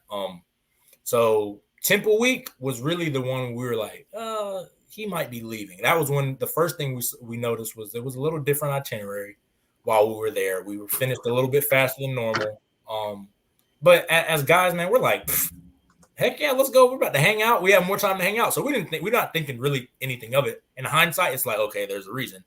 But I remember we were talking to Juwan Hamilton, and he was like, Coach Frost is leaving, and he's going to Nebraska. And we're like, what? When was this? This was around the Temple time. Post Temple. It was I don't remember who we played after that. It might have been, I don't know. It might have been USF, but I think it was post that one. They were like, one of my friends is at Nebraska, blah, blah, blah. He told me like they've already told him that's going to be the new head coach. So we don't know what to think of it. We're like, okay, maybe, that's all, whatever. So then boom, it happens. So then we have a meeting with the AD, and we're like, he's like, okay, we're finalizing, we're thinking about getting the old Texan name. Hold on. I want to know, did you guys know as soon as Frost showed up with the red and white checkered shirt to the game? Because we wanted to win a championship, man. Like we weren't focused on what he was wearing. We never really cared about what he's wearing. So why would we care about it, before then? Like that was, to me at least, I'll just speak for myself. I didn't really care what he was wearing because I never really, I was on the defensive bus, so he was always way ahead of us. We never saw him. But I don't think, and again, in hindsight, it's like, wow, it's one of those things where he was kind of giving hints, but we had no idea. Awesome. But yeah, I mean, again, we were in the meeting right after he declared with the AD, and he was just like, we're working on Kevin Sumlin. So we thought Kevin Sumlin was going to be our head coach. We made suggestions of what we thought we should do, but again, we thought it was going to be Kevin Sumlin. And then I don't know what happened. He ended up going to Arizona, and then we had Coach Hype. So there you go.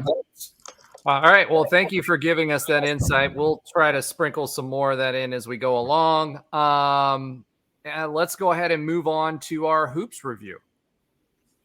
All right. Noah's Johnny on the spot now that he's not eating a bean burrito and gumming up his keyboard. So, all right. So big news, something that I wanted to kind of bring to everybody's attention. UCF is number 64 in Ken Palm. Like that's the premier, preseason indicator or during the season indicator as well of where the rankings are with the RPIs. And UCF's actually number 64. That's surprising. And guess what's even more surprising? We're above two other Big 12 teams. Everybody was like, oh, we're going to be dead last, blah, blah, blah. I told everybody earlier that they were surprisingly good and they're still learning how to play. We just added another player back into the lineup. Marcellus Avery was able to join the lineup the last couple of games. However, we're ranked above West Virginia, which is number 86. Now, obviously, West Virginia lost their stalwart coach, who could have been Hall of Fame worthy had it not been for a little bit too much beer. And they are ranked at number 86. And Oklahoma State, who we beat in past years pretty recently, is ranked at number 97. But guess what? Not one team outside of the top 100. That's the conference that we're playing in, folks. So the next ones that are up are all in the 40s. So we would have to jump 20 spots to be able to get with the rest of the conference mates to even compete. So solid conference. We are doing way better than what we expected, but we are in the number one conference for a reason.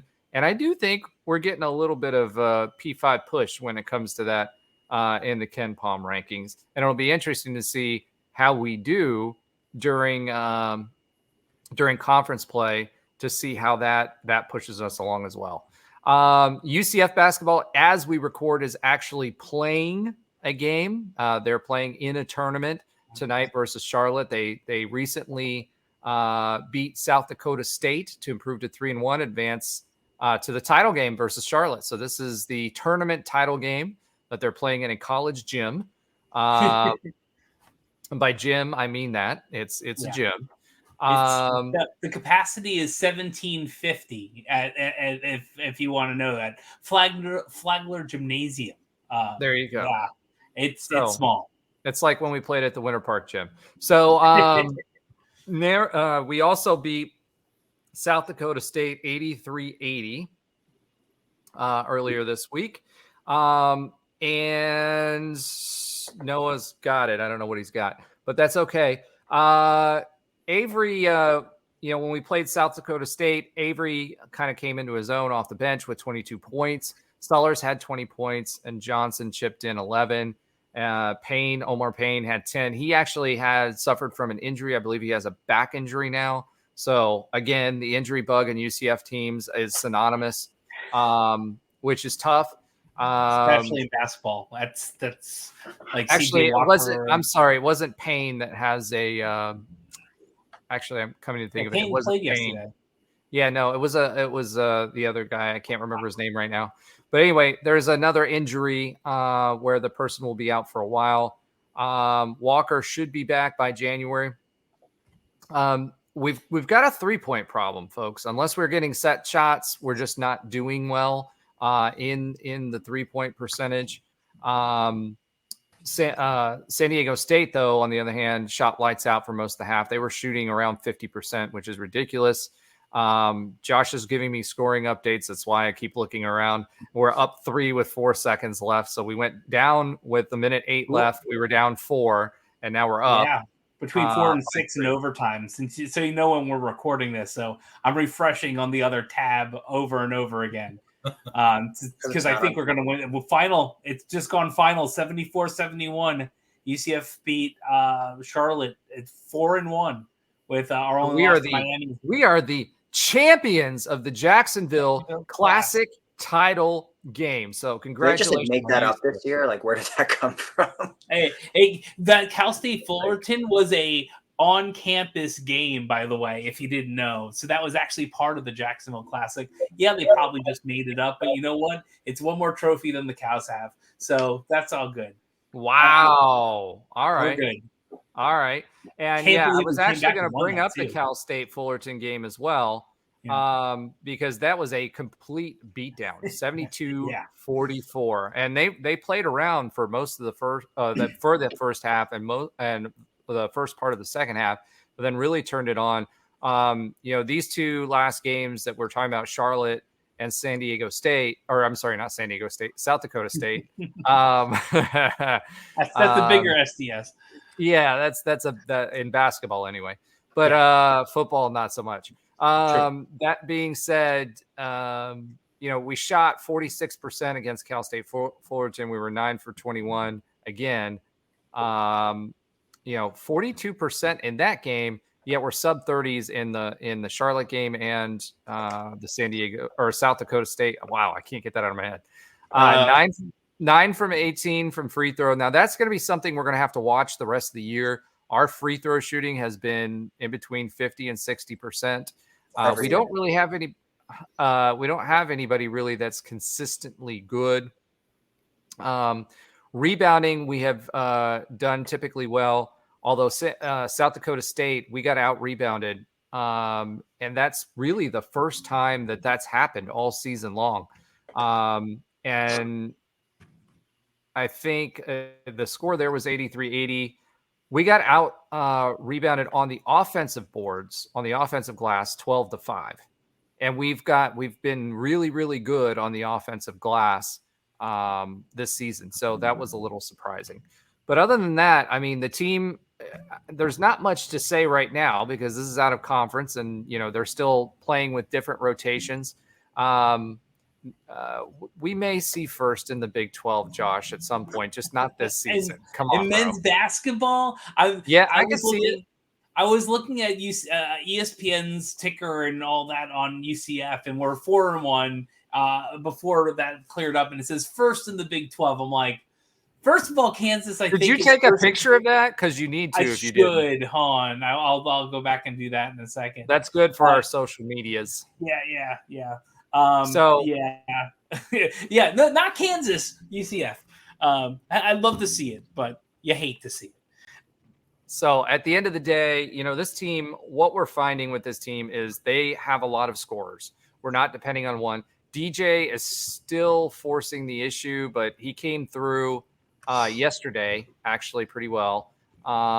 He got the last bucket because that was back and forth at the end too, and made the last free throw. So he's driving the paint, causing fouls late in the game.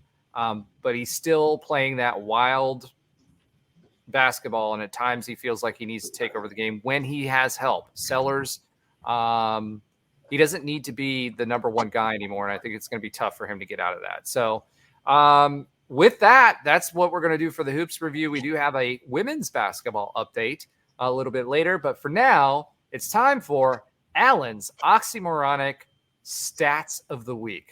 Alan, take it away. All right. Yeah, I missed this little segment here. Segment.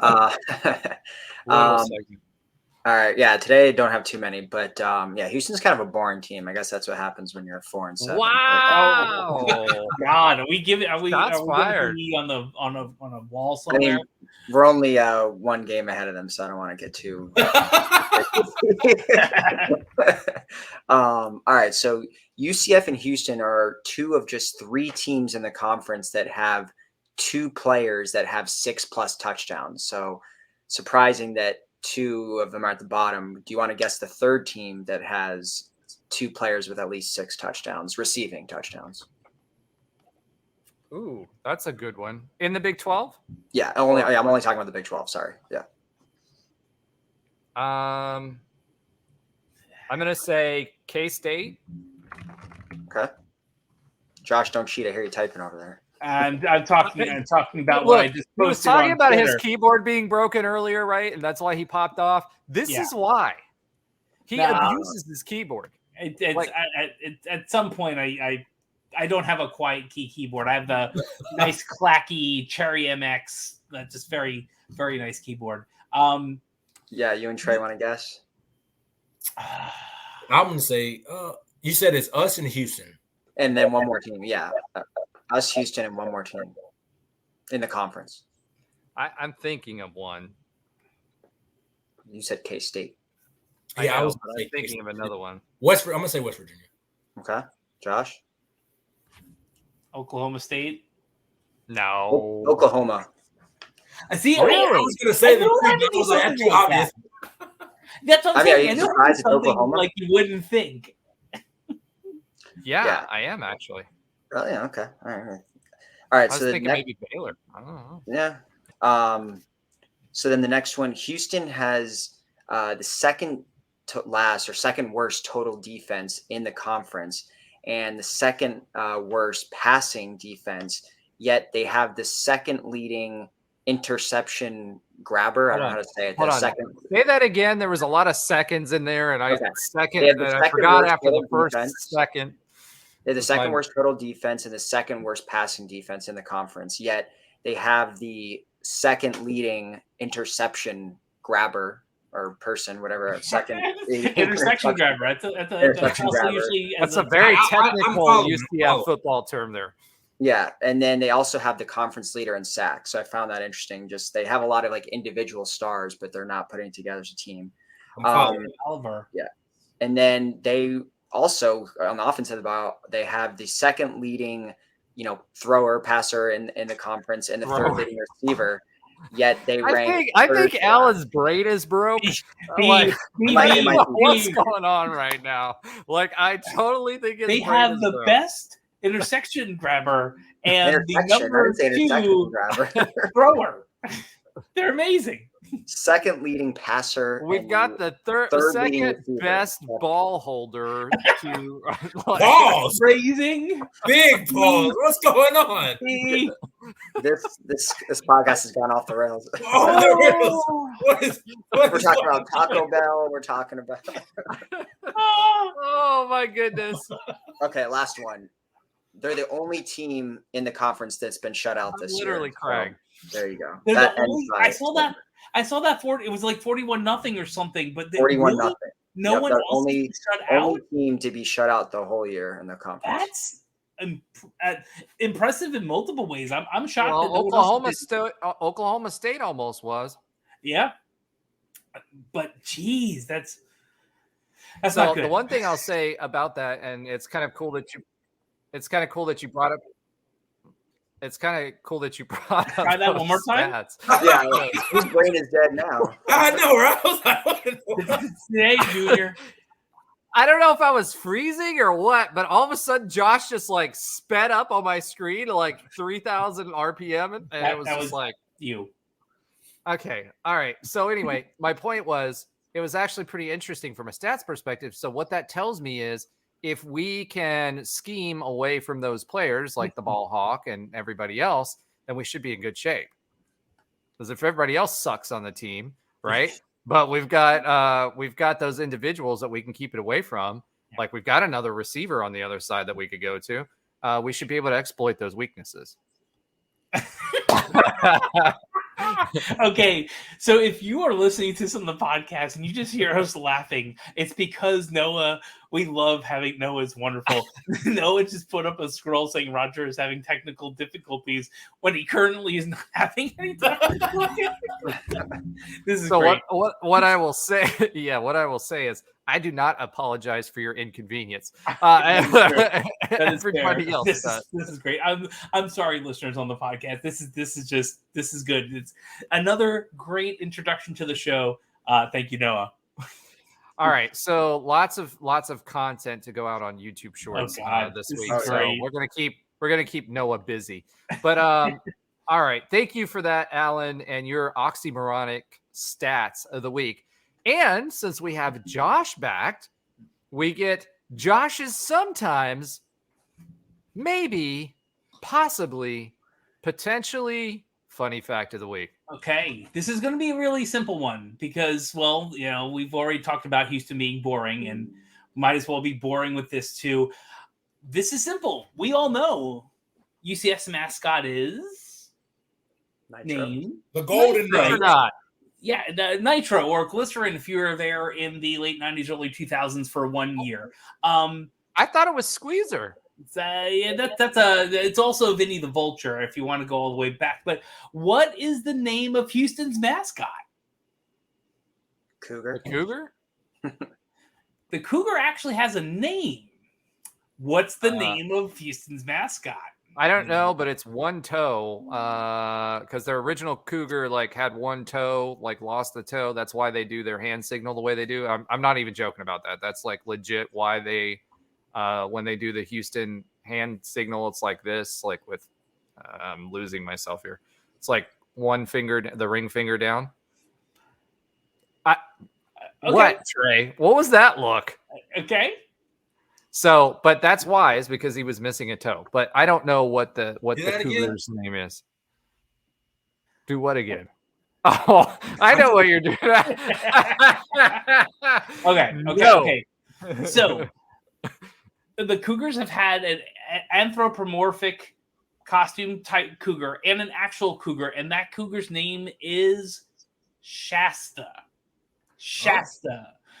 So what happened was it named after the soda? It was not. Now, so basically, what happened was that the Cougars became a former head coach from Washington State Cougars came to Houston. He loved the cougar animal. They became the Cougars. In the 40s, the cougar was named the official mascot, and a fraternity raised funds to purchase a live cougar for the university and held a contest to name it. Amongst 225 entries, the first runner-up was Raguak, which is cougar spelled backwards. Yeah, really. It's almost like Bodie face. Yeah, it's like Arbok from Pokemon if you are an old school Pokemon player, which is just Cobra backwards. I remember that. But so a student, Joe Randall, won the contest with the following submission: Shasta, with the quotes, "She has to." Shasta has. This is what it says, quote unquote, from the 40s. That is the worst dad joke I have ever heard. This is legit, per Wikipedia. Shasta have a cage. Shasta have a keeper. Shasta have a winning ball club. Shasta have the best.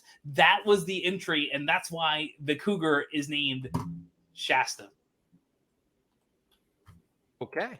I read that. I'm like, that was not a sometimes funny fact of the week. That was not funny at all. It's never funny. That's the point. It's never funny. I mean, yours is pretty much just turned into trivia. That's what it always was. It was always trivia. They turned into fun. They usually turn into funnies, but this one was like you tried to do a funny and it turned into an anti-funny. I tried nothing. This has always been trivia. You're the one trying to put the square peg in the round hole, making it sometimes funny. I didn't realize it. Considering our okay, you can't say that because of our private chat right now, so just stop. We're moving. We have to move on before this gets worse. Okay. Little bit of listener love this week. I do want to give a shout out. We neglected to shout out all of our veterans for Veterans Day, so I want to take a quick second and recognize all of them and not only them but also their family members. As a military brat, and my entire family was military.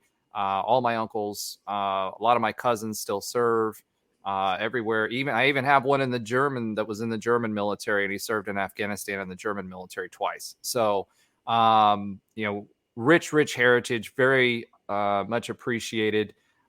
We have a huge veteran following, and I want to give a quick shout out to somebody from our other show who was actually a Navy SEAL. So if you guys watched our other show, we had Jeff on, who was a business owner now, but he was a Navy SEAL. He actually, and he actually gave us some listener love this week too. Said he listened to every single one of our episodes, thought they were hilarious. So I'm glad somebody gets my dad jokes. But at the end of the day, just seriously, quick shout out to all of our veteran listeners and their families.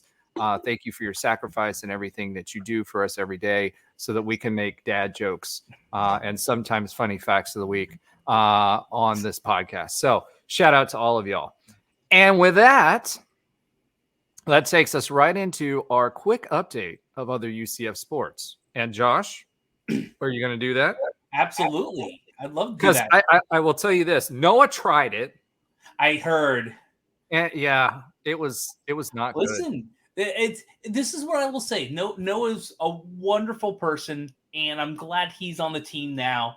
It also kind of shows that we kind of know what we're doing, right?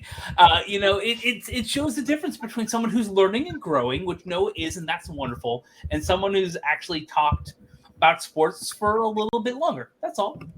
A little more experience. So, yeah, I liked everyone was trying to cover and work it in, but it was good. Josh, Noah's a wonderful player. Listen, I said it. Josh, if you keep telling everybody what's at the bottom of the screen, they're not going to have to go check out the short. I just don't want to be laughing randomly in the middle of a podcast and people going, what the What's going on? Okay, but I'm about to cry. I'm laughing so much. This is great today. So we're going to have a quick update on our other UCF sports. So let's talk about UCF men's soccer. Man, I feel bad for the team. It's the best way I could put it. We don't know what happened, but we went from a number 1 ranking and everything looking really great to just the bottom falling out. And as most of you probably already know, men's UCF soccer was in the NCAA tournament, was hosting a Vermont here in Orlando, and lost in overtime 3-2 to Vermont in the NCAA tournament. Their season is over, and this is not and no trophies, no championships, not what any fan, and I'm sure the team thought was going to happen. On a little better note, UCF women's hoops, they are 3-0. They beat Auburn as we were recording this, or at least they were recording 60-53, and Auburn was a 3-1 team with their only loss to an undefeated Cal. So that wasn't a slouch of a win. So they are doing really well, and we'll see how far they get. If you haven't looked into women's basketball a bit, I think 8 of the top 10 teams in the first rankings have all lost. I think it's everyone except for like South Carolina and UCLA. There's a lot of upheaval going on. Iowa, who has a great team, lost. UConn lost. So women's basketball is a lot more competitive than it used to be maybe a decade or so ago, which is great for our team because if we continue to win, we might be getting some of that rankings, or at least some of the backing. And Big 12 is a pretty good women's basketball conference too. On the other end, UCS women volleyball, we talked about the last couple of weeks. Well, hold on. I did want to throw something in there about the UCF women's basketball. Folks, last year, Satia Messer was cleaning up a mess, right? Because we had the great... Coach Abe. What? Well, we had a great team, and Coach Abe left. Sorry. Well, yeah, I don't know. What I was going to say is the great deluge or mass exodus that went with Coach Abe, right? So at the end of the day, she rebuilt. She brought a lot of folks in, and we've got some really, really solid recruits. I think I saw, what was it, a 6'10" recruit that we have bringing in.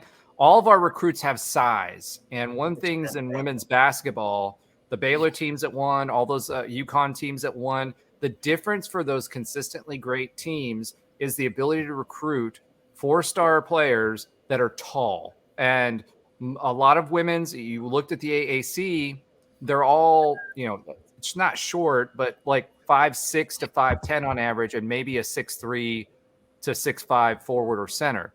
She's bringing in a lot of taller players. In addition to that, they're a fun team to watch if you haven't gone to watch them. They've been scoring points. I mean, like 100 points. We would never score 100 points in a Coach Abe game, right? Because it was all about defense. Yeah. And that was great. But the first 2 games, I think they scored over 100 points. So, yes, we didn't do that against Auburn, but it was a pretty convincing win. It's worthwhile to go watch them. I feel like they're getting forgotten a little bit because of what happened last year. And with Coach Abe leaving, she'd kind of built up that rep. But this is still a solid program. Go watch them. Satia's putting some great players on the team, and they're scoring a lot more, so that should make it fun to watch. So definitely check them out. Yeah, I agree. That's why I'm saying there's a couple of sports where we can absolutely build our brand over time, and Coach Abe helped with that, and the hits will continue to keep on coming as we get to better conferences and we have more resources. So yeah, that was I wanted to highlight that, and I agree with what you said. Going a little deeper with that too, it's going to be a fun team to watch. And we did talk about, as I was saying earlier, on the women's volleyball side, that we were doing really, really well, but we had a very hard back end of the season, which is fine when you're going against top 25 teams or close every single week. Usually iron sharpens iron. Unfortunately, this week the women's volleyball team lost to Texas 3-0, and they're playing Iowa State next.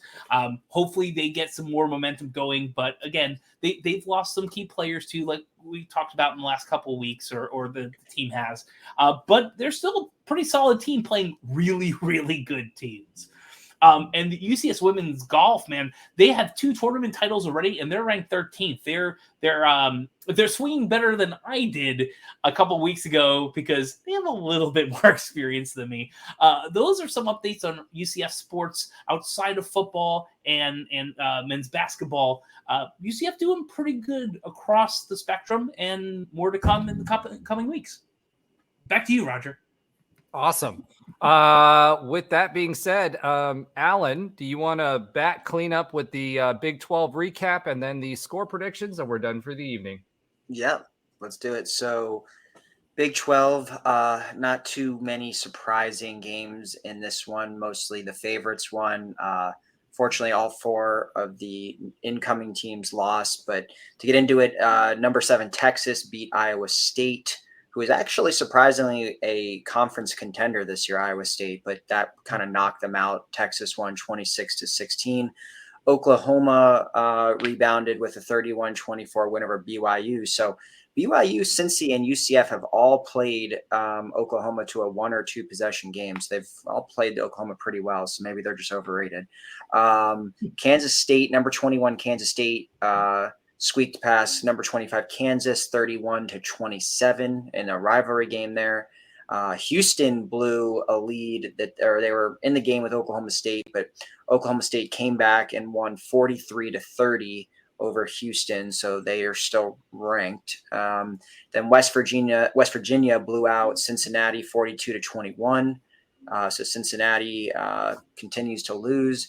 Then TCU also had a blowout. They beat Baylor 42-17. And then, of course, we know what happened in our game. And that is your Big 12 recap, your super Big 12 recap. All right. Thank you for that, Alan. That moves us into pick our poison score predictions this week. So why don't you give us a recap of last week? And then we'll get oh man, the private chat. We'll get into what our predictions are for this week. You want me to give the recap of last week, you said? Yes. Okay, so it looks like I wasn't here last week, so it says $1 million air points to 0. All right. So it was close to that, so it's fine. Was that the Austin pinky, Powers? bro? Where's the $1 pinky? million. The what? The pinky. Oh, Come yeah. on. Austin Powers, my bad. Wow. You can tell he's reading that. Josh went with 100-1, so sounds more like betting odds than a score. Then Trey had UCF 30. I don't know, it says OSU, but Texas Tech 27, or maybe he had 38-24. I don't know which one is which. I wasn't here last week. And then Roger went with 32-28 UCF emotional letdown. Where did you go these scores? I went 38-21. Who? UCF? Yeah. He said one score and then he made it even wider. His loss was even bigger after he doubled down on the wider. He did better than me and you, at least. And then Noah came in with 30-21. So we were all dead wrong. Yeah. We always are. Yes. These are never really close, right? But that's okay. I hit it pretty close to the pin for the beginning of the season, but that's when we had a team that felt like they could win. Okay. Well, let's go ahead with our pick our poisons this week. Trey, I'm going to start with you. What is your poison for this week? You can't go with positivity because obviously we lost. Yeah, done with positivity. My poison would be, I think that the offense just sputtered. Like, if we're gonna lose a game, I don't want to. I would rather it be, our strengths show. I don't want it to be where we have to rely on relying on the defense to come through. Like that's not what we've done all year. I think that's the worst thing. So I think the poison would be our offense doesn't show up like they should, and then we have to rely on the defense in crunch time to stop the run, like whatever it is, because our strength is the offense. We all know that. My score, I'm going to say UCF 38, Houston 20. I think I have a little bit of wiggle room with all these. I think I'm one of the only people that haven't missed, so I have some wiggle room with my score prediction now. So, what was your final score there? Sorry, 38 to 20. Oh, I'm not going to say what's on the bottom of the scroll, so you go to the YouTube. This is great. Oh man, that's amazing. All right, go ahead, Alan. Or I'm sorry, go ahead, Josh. Why don't you go next? Sure. So, poison, easy, self-doubt. Just 2 weeks ago was an anomaly. Geez. Last week is who we are, and that's just what's going to be. We're just going to hopefully kind of sort of maybe win and hope we don't mess it up. Just the self-doubt creeping into your mind when you're behind a little or some adversity happens. That really, I think, is going to be the poison possibly for the entire season. And we talked about us beating us many games, not all. And that's not to say the opponents haven't been great. Some of them have been really, really good teams, but not all of them. So you want me to do keys of the game or predictions, or which one next? Because we used to have these keys to the game, and now I just seem to be like throwing them in my poison. So, well, why don't you do your keys to the game? They're musical keys to the game. So, as you know, as you've been missing out, I actually had one for Lubbock, Texas. Amazingly enough, there are some musical acts that came from Lubbock, Texas. Oh, come on. You know, the big one, Buddy Holly. Yeah, you know, there would have been some easy ones, even some little more. The day the music died. How about the day that our defense died? The day our defense died. So Houston has some amazing artists that came from it, and I'm going to choose one of them. And I will say, I was really going to go with like DJ Screw and Chopped, Swisher House, Chopped and Screwed music, Paul Wall. Chameleon, all of that, but I just couldn't. Like, I found some things that were good, but nah, I had to go with really probably one of the more iconic Houston-based groups, and of course one specific member of that. Today's musical keys are via Destiny's Child. So Destiny's Child, as you know, wonderful group from the late 90s, early 2000s, lots of number ones. So their first kind of popular hit, big popular hit was No, right?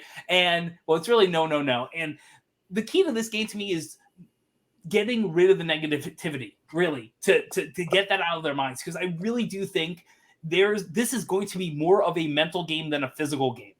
I feel like that's really what we've been up against for many weeks, and I thought we were coming ahead of it. And some of the fun stuff that we've seen, the coulda, woulda, shoulda, has happened last game. Survivor. We want to be the survivor. We're not going to give up. I could just go on the lyrics, but I think this team needs to pull through the chaos of the season. I think they really, really need to be a survivor of the remaining or the newcomers of the Big 12. And by winning this game, they will be the best of the rest. And then lastly, jumpin'. I really think a key of the game is not going to be, I know this is great. And what you don't see is this chat that I'm trying to block out. What I think is going to be more important, just as important as the players and all that, is going to be the atmosphere in this stadium.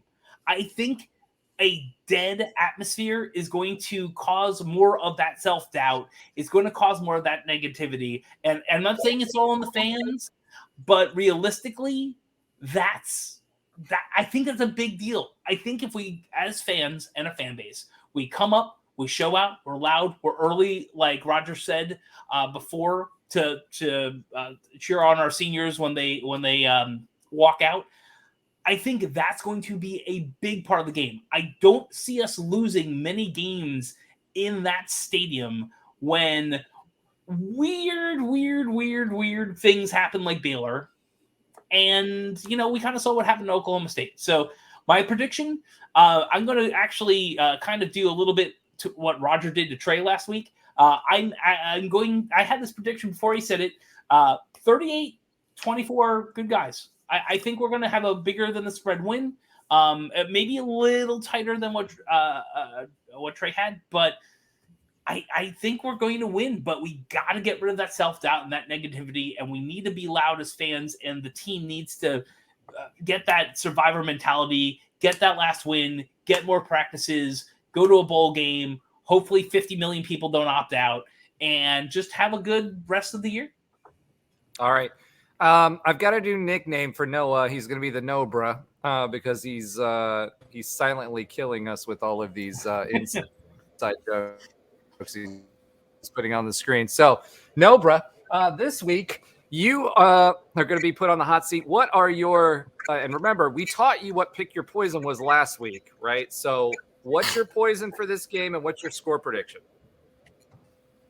I mean, I've played sports before, and in long stretches like this, like coming off a tough loss, you just don't want to keep that momentum going of just that loser mentality.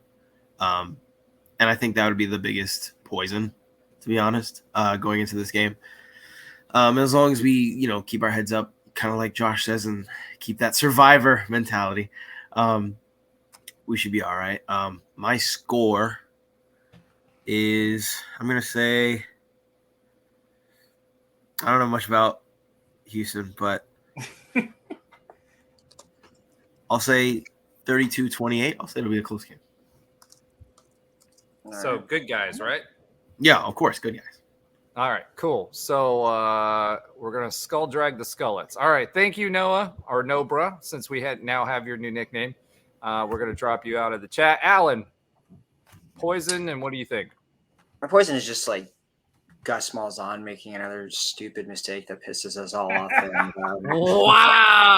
Wow. Just the season just ending on the note of we could have made a bowl game and we lose our easiest conference game of the year. Like that would be it. It'd be just such a perfect anticlimactic ending, just winning or losing to Houston with a chance to go bowling, and we lose to the worst team or second worst team in the conference. So that would be my poison. I don't think it's going to happen, but who knows with this year. I'm going to go my score prediction. I'm going to go 28-17 good guys. Awesome. 28-17 good guys. All right, so Alan does not have a whole heck of a lot of confidence in our offense. It's a double-digit win. Yeah, but only 28 points against that kind of defense? I mean, come on, bro. We'll see. Or as I'd like to say, or as I'm coining, no, bro. It's going to be a lot more than that. So, for me, keys to the game really, honestly, is has the team cleared out their heads and come out firing, right? If they come out slow, they're going to allow Houston to stay in it, and that's not a good thing. And secondarily, if our defense does not contain their running quarterback, it's going to be a long day because he can throw in the pocket. We do know that he can run, which means that we need to funnel everything towards the center. I feel like I'm saying this over and over and over and over and over again. So for me, that's the poison. If we let him loose, and because he can throw two, he can do both. And that's going to be problematic. So that's my poison for this week. As far as my prediction, I'm going to go higher than Alan, but lower than Josh and Tre. I'm going to say 32 to, I wanted to say 28, but I'm going to say 21. 38-21. Wait, 38-21? Yep, 38-21. Or I'm sorry, 32-21. You're right. 32-21. All right. So there was a question that was posed late in the chat by Alan. He says, "Are we going to talk about the Gus Malzahn rumors?" We can talk about the Gus Malzahn rumors, but Pittman and his AD came out today and said he's staying. So But there's also Mississippi State rumors too. Yeah, but I don't think. I don't think see he's going to Oxford. No, Mississippi State, like the draw for Gus Malzahn, if he were to leave UCF at Arkansas, would be he and Christie can retire, are going to retire in Arkansas anyway. The drawback from doing that is that's a rebuild in a long period of time, and being that that's his hometown team and someone he's rooting for, I don't think he wants to put in the time to truly bring them back to what they need to be or what they want to be. Firing a coach, So. And obviously they're not, right? Mississippi State, I just don't see it. I don't see them going to Oxford. They have too many issues there, and they're playing. I just don't see it. I think it's too much stress, and I think he's good. I don't think it's because of UCF. I think it's because of that job is not good enough to draw him away from UCF. Wait, so, Oxford? Yeah, don't they play in? Is it Oxford? Starksville. Sorry, Oxford's Ole Miss. It's Ole Miss. Yeah. But the rumors are there for a reason. I mean, the pull of the SEC, the NIL money that the SEC has. He likes supposedly living in a smaller town. I mean, the rumors are there. I mean, all I'm saying is we've seen rumors and coaching changes in UCF have been synonymous over the past 5 years, and we always had reasons. Oh, Frost doesn't want to go there because of this, or Hypo doesn't want to go there for this, and it happened. I'm not saying it's the same case with Gus, but it's a much different situation with Gus for a couple of reasons. Like if it was Arkansas, I'd be legit. I think that would be smoke. Worried, yeah. Right. When it comes to Gus, he's already played those games. He's got paid out. He had the health scare with Christie. There was already rumors, if we want to talk rumors, about him basically saying, hey, I'm going to put 3 to 5 years in at UCF, and then I'm going to hang up my headset, right? I could see that, and with what happened with Christie and almost losing Christie, I think it was last year or was it the year before? Can't remember. Yeah, last year he almost lost Christie, and he even said that when on his interview today about being thankful, and he mentioned, the family's health. I just don't see them leaving for any job unless it was like a major SEC job, right? And I hate to say this to Mississippi State fans or Ole Miss fans, you guys are not a major SEC job. If anything, you're a stepping stone for someone who's trying to recoup their image in the Lane Kiffin experience. Other than that, nobody's drinking the sip. You know what I mean? So I'm just putting it out there. I'm not saying UCF is quote unquote a better job, but I'm saying it's easier to win here and to be nationally relevant, and it's a lot harder to recruit to Mississippi. So that's kind of where I'm at with this. I don't see him taking like the South Carolina job. I don't see him taking the Ole Miss job. I don't see him taking the Mississippi State job.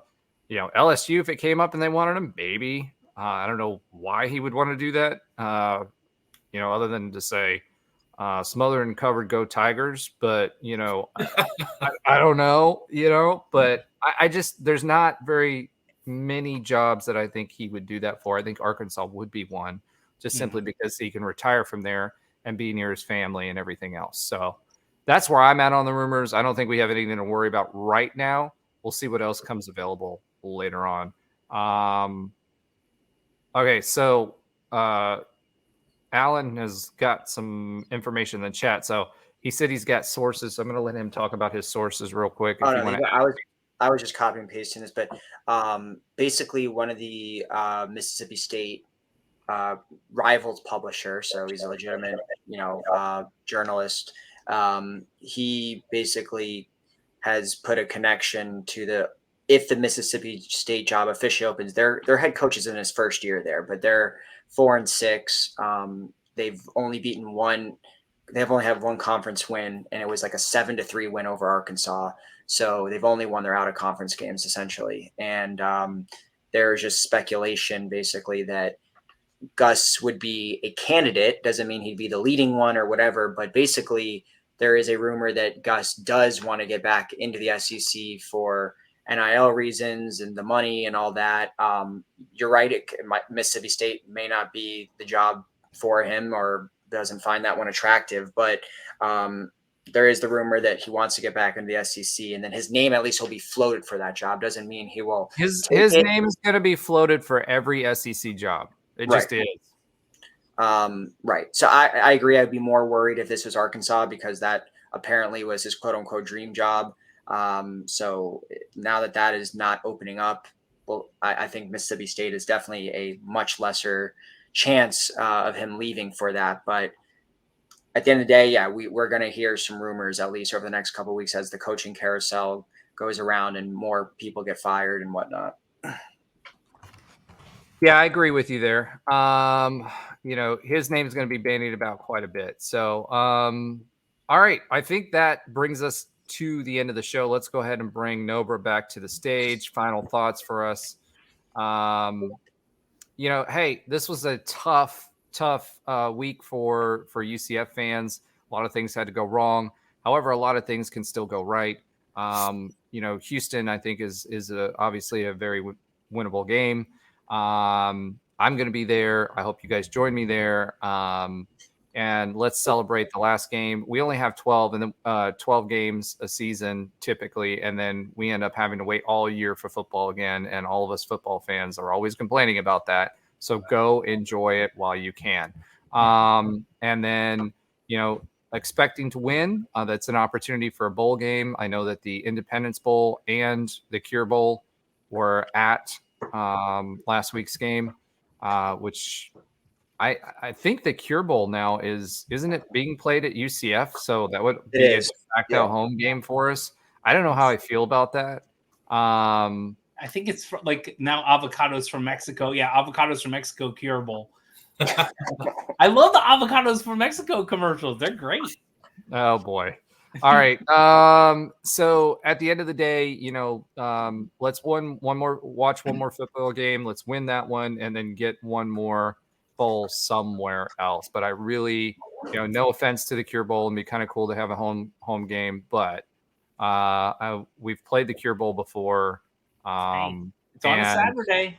Yeah, but we're going to get a G5 opponent if we do that, and I'd rather not do that. I'd rather, we moved up in conferences to get a better opponent, and I hate to say G5 because it'll be somebody from the AAC because that's where the bowl tie-ins are. And we just left the AAC. I'd rather not play an AAC team. I think they rotate with Sun Belt. I don't want to play any of those. Give me a P5 team, or at least somebody with a pulse that we haven't played before. So, okay. So if we were getting ahead of ourselves, do you want to figure out who from the Pac-12 we would play against if we go to Shreveport on the Independence Bowl? No. We're 2 hours and 12 minutes in. Save that for next week if we win. Next week. Yeah. I will say, though, it's both. If it's up to those two, perhaps it's both on the 16th of December. So just book that out. Actually, I don't think we could also. I think the Cure Bowl is the American and the Sun Belt. I think it's only those two conferences. I think they play each other. So I don't think we'll be in that. They're also a bowl for if you don't make they're an alternate bowl or whatever. Yeah. So for the Big 12. So we could potentially go there. There's no other reason to send to Lubbock unless they're expecting one of us, because both of us had marginal seasons and may or may not make a bowl. That's why they were there. So the Independence Bowl and the Cure Bowl were both there for that reason. So we could go. I don't want to go. I don't want to. All right. So with that, I'm going to go ahead and wrap it up. It's 2 hours and 13 minutes in. We missed our window, Josh, of 2 hours and 7 minutes. I want to thank all of our viewers and listeners for continuing to follow along and continue giving us the feedback so we can continue to make things better. Thank you, Nobra. for joining us and working the production on the back end and giving us a lot of entertainment that you guys should check out on the YouTube channel, because there's some funny tidbits on there that you wouldn't hear if you were just listening to the podcast. And that's it for us this week. So let's go for a win. Hopefully see a lot of you guys at the stadium. Go Knights and Charge on. Charge on. All right, awesome.